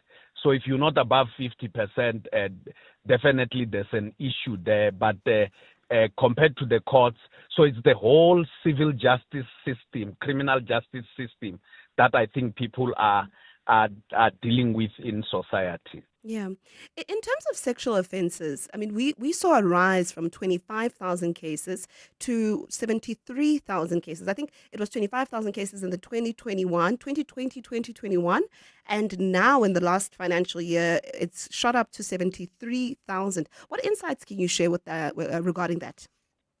The one thing that we should understand is that women are becoming more assertive. Sexual violence affects women the most than it affects men. So women are actually more assertive, and they are shaking off the stigma in coming out public to report cases. But also the police, they have increased a lot in terms of their support to women and children. Most police stations have units that deal with women and children, understanding the sensitivities through which these matters have to be reported. So that is number one. The second issue is that when you go further, once women see cases being reported and there are prosecutions occurring, it gives them confidence. But I also want to touch another statistics. 48% of people indicated that someone they know was a perpetrator of violence. And when I say 48%, it's men and women, whether it's a friend, an acquaintance, a spouse, an intimate partner, or the like. However, when we went to women, only for a spouse and intimate partner, it was 47.3. Almost 50% of women said when there's assault, it's a spouse or an intimate partner. Whereas when you add someone they know or someone an acquaintance, it goes to above 60%. I want to, take a look at consumer fraud as well. I'm seeing interesting numbers there. A total of over 500,000 individuals experiencing consumer fraud, with an estimated 811,000 incidents, and about 35% of individuals experiencing that reported it to the police. What type of crimes fall under this section? Consumer fraud relates to people hijacking your identity and using it to access debt. It has to do with them accessing your banking information and or cloning your cards and the like. So with the society going more electronic, and where people sometimes use, they want to do online banking and they go to a public Wi-Fi, and such information gets harvested. So banks will always advise, do not use public Wi-Fi. So what we're seeing is that because in the past, people use their data, but with Wi-Fi becoming more prevalent, there are so many people who do not know that when you are in a public space, you can't use public Wi-Fi for banking, because chances, and especially that the public Wi-Fi will also tell you unsecure. Yeah. So it means you are not secure. Yeah. All right. Let's leave it there. That is our statistician general Risenga Maluleke helping us make sense of these crime numbers. We're talking crime today on our dialogue, and after the news, we'll be having further conversation with regards to this with Richard Mamabolo, who's the spokesperson for Pop Crew. Hopefully, we can be able to find him, as well as Professor Jacob Mufokeng, who's a crime expert. Mbali Dlamini is standing by with our news headlines.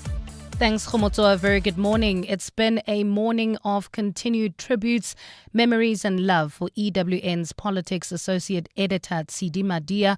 Following her passing, Madia's friends, colleagues and politicians have described her as a bold and courageous political journalist. Madia passed away in hospital yesterday at the age of 42 following a short illness. To a story now which contains some graphic details. The High Court in Johannesburg is set to hand down its verdict in the case of self-confessed killer Amberly Hughes. Hughes has been in custody for 2 years now for the rape and murder of her ex-partner's child, Nada Jane Chalita. The 4-year-old girl was discovered in a bathtub filled with water in 2023. And at least 10 suspects have been arrested in connection with the shooting of e-hailing drivers in KwaZulu-Natal. The drivers were assaulted and shot yesterday, allegedly by taxi operators in Guatabega in the west of Durban. Those are the headlines. This EWN and more at midday or as it happens. EWN Traffic. Hi, Amo. Good morning. But before we take Amo, let's take this live read. This EWN Traffic is brought to you by cars.co.za. Let's find what moves you. Well, travelling on the N1 South, we've got an accident reported right near Rivonia Road. Delays coming out of the Baklu interchange. While on the Mike 1 South, more delays between Grayston Drive and Halton Drive due to an earlier accident. If you are travelling on the N3 South, we've got some issues coming out of the Baklu interchange. There's also queuing traffic along the R24 West between Edenville Road and the Kilulis interchange. Heading towards Amalgam, do expect delays along the M2 West between the Crown interchange and Main Reef Road. Otherwise, in the city of Tshwane, some delays along the R80 East Mabopane Highway approaching Eskia Mphahlele Drive and heading towards Centurion. Another accident reported right near Samrand Avenue, delays from Olifantsfontein Road. Otherwise, I'm Amo Ramela. Karabujali will have your next traffic update from the top of the hour onwards. Stay tuned. There's more EWN on air, online and on the EWN app. Do you want to buy a Honda? Cars.coza. Toyota or Mahindra? Cars.coza. Do you want to sell a Cherry? Cars.coza. Suzuki or Mercedes? Cars.coza. Polo, Kia, Mitsubishi, Havel, Hyundai, Lamborghini. Buy and sell, it's very easy. All you got to do is type Cars.coza. Cars.coza. Cars.coza. Let's find what moves you. Cars.coza. Cars.coza. On 20 and 21 September, the DSTV Delicious International Food and Music Festival, powered by Lotto Star, brings you the flavor, the music and the vibe. With international stars, SA's top performers, delicious food from local artisans, and fashion that turns heads. It's the ultimate heritage weekend experience. Gather your friends on Saturday and make it a family picnic day on Sunday. Join interactive cooking demos, explore vibrant art, and celebrate 30 years of DSTV bringing entertainment to Africa. One ticket gives you access to it all. Visit ticketmaster.co.za with more on deliciousfestival.com. The Checkers Hyper price drop is here. Save up to 40% on deals like Escort Bacon 200 grams any 4 for 99 Rand, save 20 Rand. Paramlat or Bonita's salted butter 500 grams any 3 for 199 Rand, save 71 Rand. And a Morphe Richards digital air fryer 7.2 litre for only 999 Rand, save 300 Rand. Deals valid until this Sunday, only at Checkers Hyper. Okay, truck 7, that has 0 warning lights. Truck 8, it's just been serviced. I guess we're running like a well-oiled machine. Where would I be without MyWay's comprehensive cover for my vans and trucks? Plus, cover for my customers' orders with goods and transit insurance. I guess we'll never know. Visit myway.co.za or dial 0860 64 64 64 and get a quote today. MyWay is a licensed non-life insurer and FSP. T's, C's and standard rates apply. MyWay. Live your way. The Festival of Motoring, powered by Westbank, brings the spirit of Ubuntu to the Kyalami Grand Prix circuit from the 29th to the 31st of August. Experience thrilling track drives, 4x4 adventures, drifting, supercar hot laps, and F1 demos. Get your tickets on Howler and use the promo code RADIO for a special discount. The Festival of Motoring, the power of new. 702 Let's walk the talk on 92.7 and 106 FM. Welcome back. This is the Clement Manyathela Show. My name is Khomotso Modise. I'm in for Clement this morning. Thank you so much for tuning in. We're talking crime. It clearly keeps getting worse. And the question really is if South Africa can turn the crime problem around. We just had a conversation with the Statistician General, Risenga Maluleke, painting a picture for us in terms of the numbers around what the crime situation over the last financial year actually looks like. And I can tell you that he does paint a bleak picture. However, I do think, and I want to believe, that South Africans can do something and that our country can do something to change the situation, the experience for us all, but also for our children. We truly don't want to live in a country where we are fearful and we fear for our lives. Joining me for that conversation, though, is Professor Jacob Mofokeng. He's an independent crime and security expert. Prof, thank you so much for coming onto the show. Thank you for having me, Khomotso, and greetings to the listeners of 702. Thank you so much. I mean, Prof, let's start with housebreaking, because I think it's one of the numbers that jumped at me quite a bit. 2.6 million incidents recorded over 5 years, and about 1.5 of those were experienced in the last financial year. I asked the Statistician General if this is fast becoming the crime of choice. He clearly does confirm, though, that it is becoming very, very popular. Is that what you've been seeing also in your space? Yes, I concur. It has been something that is persistent over the years, and also as well as, what research also highlighted, that,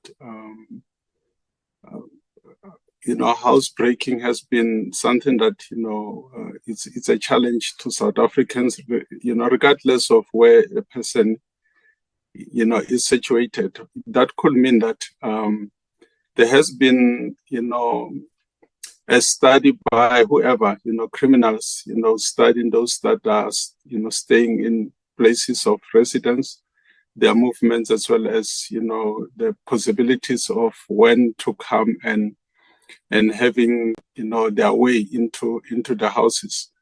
While, police recorded crime stats are available for early 2025, these statistics, that are provided to us by Statistician General, highlights significant underreporting, particularly in personal property theft, which, indicates that 69% of victims not reporting it to the police. These statistics or these findings, they correlate with that of the Human Sciences Research Council, which indicated that the first national gender-based violence study, revealed only 3% of physical abuse, and, which is 1 in 5 sexual abuse victims report to police. These are just official figures, do not really capture the true extent of crime in South Africa, especially in cases of theft and sexual, physical abuse with low trust in law enforcement. Yeah. Khomotso, what is emerging, is a scenario of a mixed bag, of disparity between the findings of Stats South Africa and what actually exists in literature, as well as what Human Sciences Research Council provide to us. That can talk to low trust in the police, which is a significant reason for underreporting. Appears to be a lack of trust, within the current intervention, as well as the response by the South African Police Service. But also, effective evidence-based, prevention programs still remains a challenge in South Africa. The functioning of the criminal justice system is yet to be improved. But also the ongoing crisis of leadership within the police. We know that, there is a commission of inquiry that is, on the table currently to be able to understand what is happening within, the South African Police Service. Yeah. But also, Khomotso, the development of interventions in South Africa, to reduce crime is widely acknowledged as a challenge. Maybe because of focusing on law enforcement, over prevention or insufficient funding. We are aware that almost 50% has been allocated we can no longer say that police are under-resourced or underfunded, because, Treasury has really come strong, in terms of trying to support, the budgets of the South African Police Service. Yes. But we look at these things as well as, a lack of cross-departmental coordination as some of the factors that will really discourage the public, and a lack of trust really to report. Unless if, like what Statistician General indicate, that those that report, they are motivated because of insurance purposes. But other than that, people, they don't see the need to come forward to be able to report, certain crimes to the police. So, something else that the Statistician General pointed out is how while, more people, even though it's not incredibly more, would report the crime, the challenge then becomes with the prosecution and the matter making its way to court. And once it's in court, instead of the court being perceived as a platform where truth and justice will be served, it's seen as another hurdle, where people feel as though it's a lot of jargon, technicalities, people, cases go on forever, we've seen. And, you almost feel like you'll never get justice. And I think that's really at the heart of the reporting issue, where people feel, is there a point for me to report if we're going to see, like the Senzo Meyiwa trial, 10 years on, nobody is prosecuted or no one is convicted, I should say? Yes, those are some of really of the factors, but also I think, balancing the Bill of Rights, remember,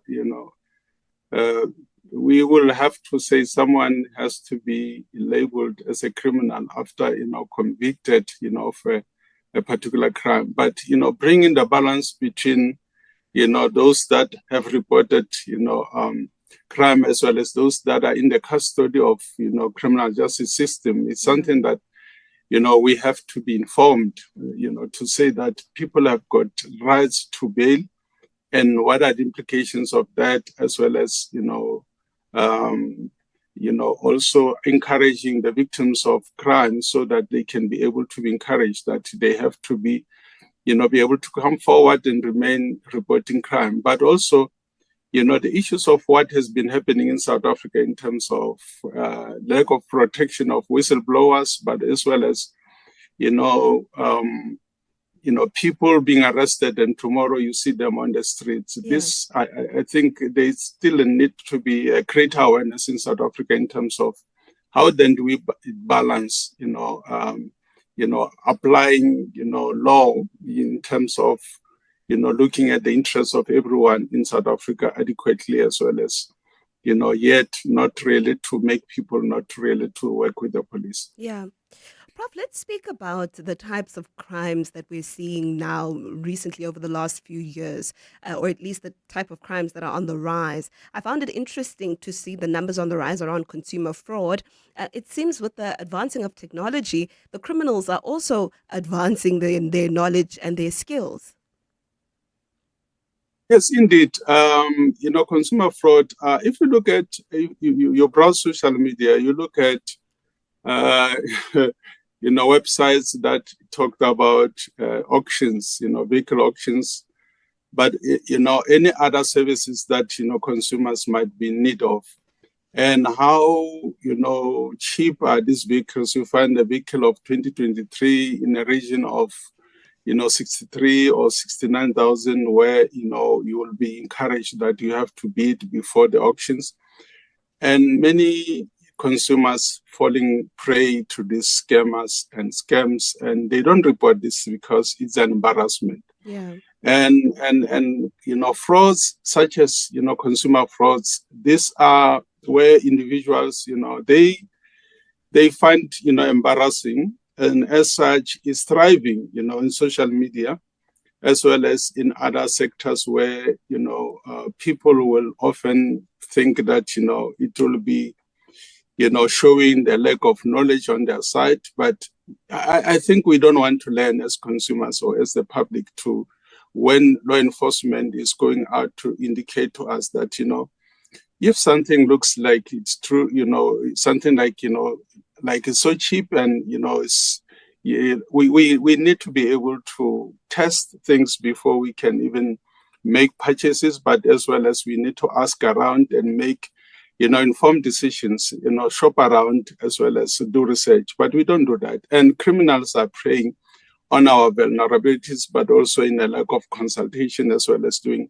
So hence then, such things and such informations, does not really reach the law enforcement. And eventually we see crime, not only, in terms of housebreaking, but in terms of fraud, in terms of white collar crimes, because technology has really come for us, and it's got its advantages, but as well as disadvantages. I think that we really need, as South Africans, but as well as consumers, to be able to work with law enforcement, but as well as with the banking, industries, when we are told that we should not be, that vulnerable when you go to internet cafes and make use of, certain websites and make use of, our passwords as well as those things. We received messages, on our smartphones, and we should not, respond to certain links that are provided to us. So these things, they are there, and then eventually, if we don't report, or maybe we don't adhere to them, then we become victims. Yeah. We're talking a crime, the situation that keeps getting worse in our country. It really is an ill in our country. And we're asking the question if South Africa can turn the crime problem around. I'm talking to Professor Jacob Mufugeng, who's an independent crime and security expert, and he's sharing insights on that space, really. I mean, we saw those numbers in the victims report by Stats SA, 2.6 million incidents recorded over 5 years. These are house breakings, and 1.5 million of those happening in the last financial year. All right, I'm going to open up the lines. I'm going to invite you to call us and share your experiences. 011 883 0702. Are you one of those people that just don't bother reporting when you've experienced a crime?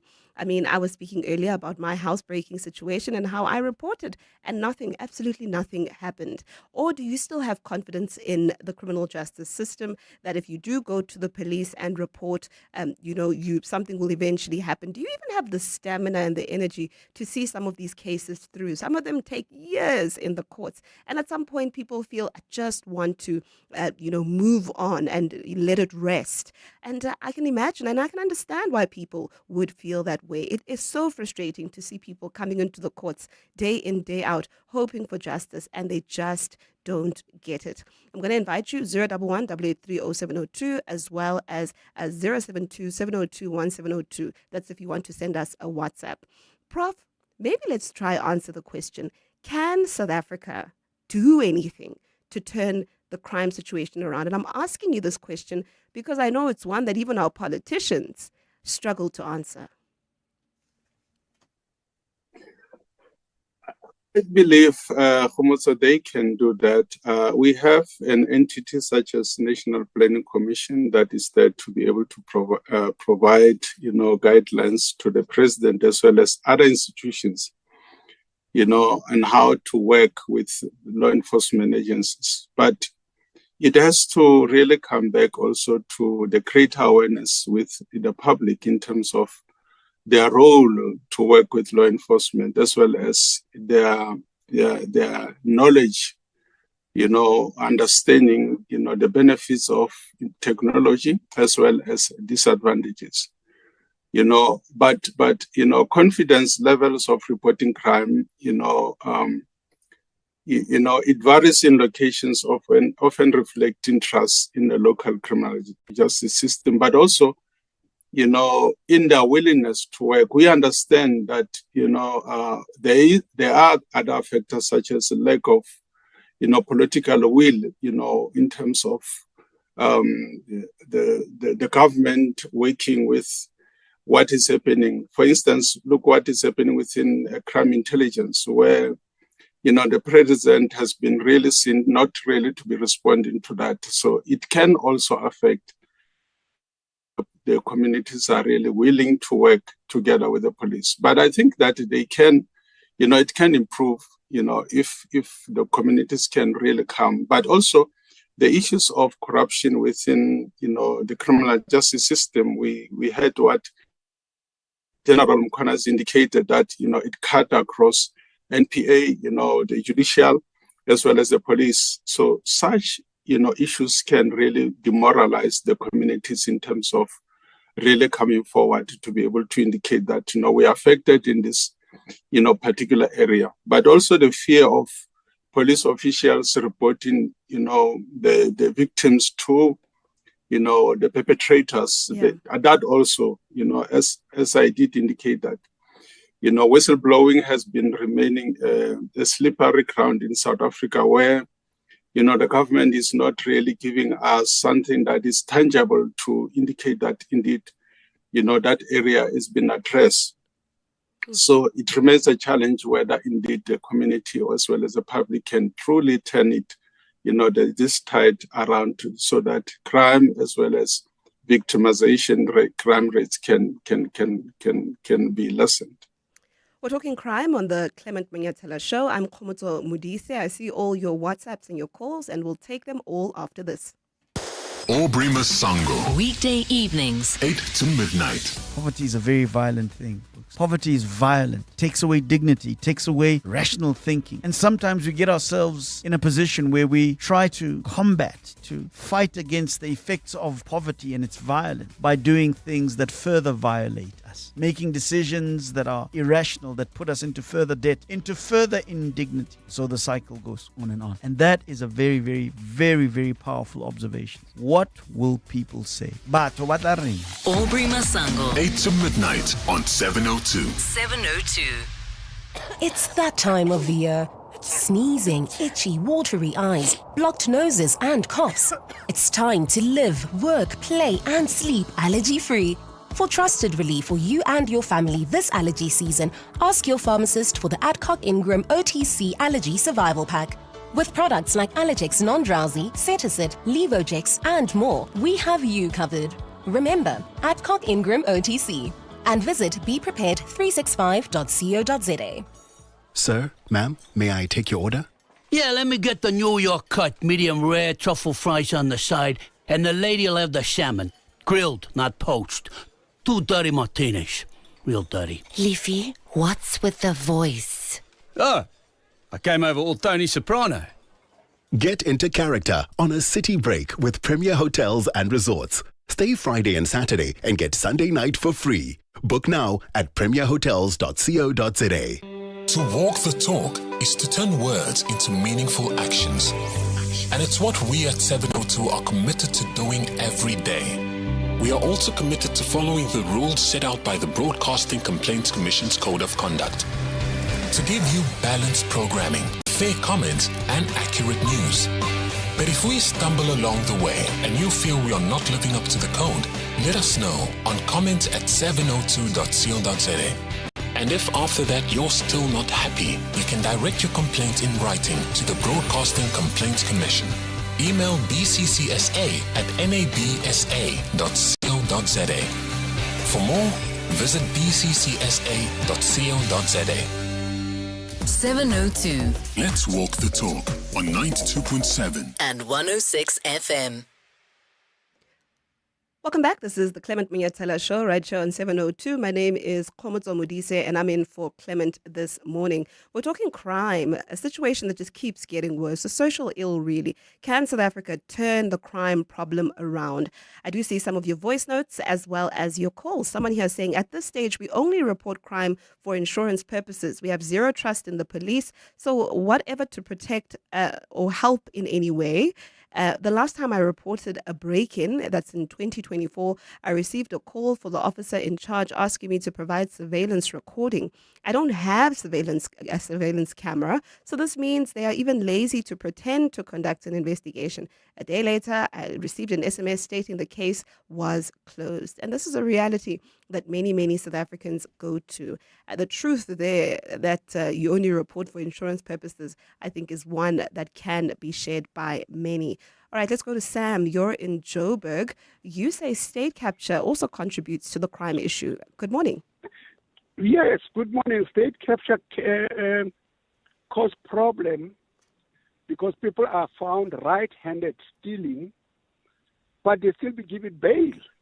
You know, they still be given bail, and also, I trusted my president very, very much, President Cyril Ramaphosa. I trusted him because he comes from the foundation where Freedom Charter said the people shall govern. Yeah. In an Eastern Cape, an old lady of 104 years old was raped and killed. I've never heard my president talking about it, a senior citizen of our country. Old man, old lady, 104 years old, was raped and killed. I've never heard my president talking about crime in this country. He never spoke about it. He's just flattering everything. He never becomes serious as we trusted him. The Freedom Charter said the people shall govern. We are not governing. We've been governed. And as a result, Sam, do you think that the police minister and the departments also then don't take it seriously from what you're seeing from the commander-in-chief, so to speak? Look, if the commander-in-chief sees that they don't take it serious, he must have a whip and whip them. He's the one who's in charge. Because in the world, in England, anywhere in the world, when there's a crime of an old lady like that, they rape and kill, the newspaper, the radio, everything will be published. It will be all over the show, talking about it, making people aware. Here, crime happened, it's been put under the carpet. Yeah. Serious crime. I'm talking about an old lady in Institute. You can Google that. Yeah.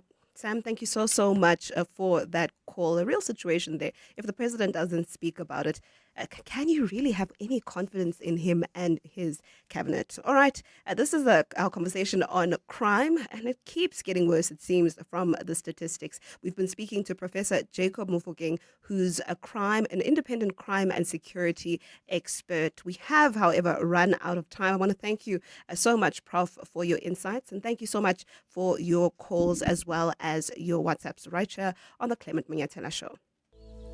Breathe in. Insurance. Breathe out. Pineapple. In. Insurance. Breathe out. Pineapple. Again. In. Insurance. Out. Pineapple. Again. And again. Pineapple FSP 48650 is underwritten by Omart Insure Limited, a licensed non-life insurer and authorized FSP. Tip your way to glory in the Hollywood Bets Punters Challenge, the free-to-play horse racing game with daily cash giveaways and massive jackpot prizes. Pick all the winners on the race card and you could win 100,000 Rand. Bet 50 Rand or more on your selections using the Bet Slip feature and you could walk away with 1 million Rand. Visit punterschallenge.hollywoodbets.net today and tip your way to the top. T's and C's apply.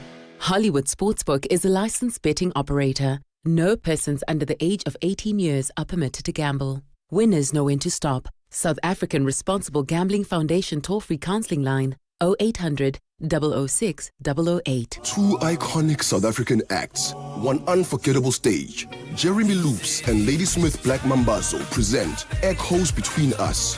Live at the Teatro at Monte Casino on 19 and 20 September. Experience this once-in-a-lifetime collaboration of rhythm, harmony, and heritage with these exclusive shows. Tickets on sale now from Web Tickets. Proudly supported by 702 and 947. Coming up on the Midday Report with Mandy Wiener. Hello, Sissy. Sissy. How are you, Sissy? Nice to see you on the show. It's good to see you too, Mandy. You've done a fabulous job. I'm sure the listeners will agree with me. Well done. Thank you so much. It's a difficult time. What's on the show? Yeah, so we'll start out by paying tribute to our friend and colleague, Tidi Madia, who was, of course, a regular stand-in on the Midday Report. So many of our listeners will want to pay tribute to Tidi. 2 e-hailing drivers were shot in KZN, so we'll find out about what's happening with that. Also, taxi violence continuing in Cape Town. Really interesting, this bid by Yanni Mouton to take over Kuro. I can never pronounce it correctly. It's Kuro. Yeah, I get it wrong every time, and then I get messages from people. So if anybody wants to correct me, now's the time. Really interesting that and what it means for shareholders, what it means for people who've got kids at the school. So we're going to unpack that. And then it's Thursday, so our book of the week is all about AI and Africa. It's The Hitchhiker's Guide to AI, The African Edge. Thank you so much. That's on the Midday Report with Mandy Wiener. All right, this does bring us to the end of the Clement Manyathela Show. My name is Khomotso Modise. I've been with you for the last 3 hours. Thank you so much for being so kind to us. Thank you so much for your tributes for our beloved Tidi Madia. Let's do it again tomorrow between 9 and 12. This is EWN. Good afternoon, I'm Bali Dlamini. We begin with news just in. It is a story which contains some disturbing details. Self-confessed child killer Amber Lee Hughes has been found guilty on one count of rape and the Self-confessed child killer Amber Lee Hughes has been found guilty on one count of rape and the premeditated murder of her ex-boyfriend's daughter. Hughes was arrested after 4-year-old Nada Jane Chalita was discovered in a bathtub filled with water in 2023. The judgment against the former preschool teacher was handed down a short while ago in the Johannesburg High Court. Sitting in court today, the child's father was visibly distraught while again having to hear what Lee Hughes did to his daughter on the day that she died. We will bring you more on this story in our upcoming bulletins. It's been a day of continued tributes, memories and love for EWN's Politics Associate Editor, Tidi Madia. Madia's friends, colleagues and politicians have described her as a bold and courageous journalist. Madia passed away in hospital yesterday at the age of 42 following a short illness. Tidi Madia played a major role contributing political commentary on all of Prime Media's radio stations and digital platforms, including the podcast Politricking. Madia presented some shows, often standing in on the Midday Report, as well as the Clement Manyathela Show, connecting with listeners from all walks of life. Many say they will miss her. It is very, very sad and I'm really heartbroken. It will never be the same. As we mourn the passing of Tidi, I wish you strength from day to day as well as us listeners because we've become such a tight family. Yo, we will miss you, my sister. May your soul rest in eternal peace. First time I met her was there was a strike in Tembisa. We were striking about the electricity. The time when the mayor was still Tanya Campbell.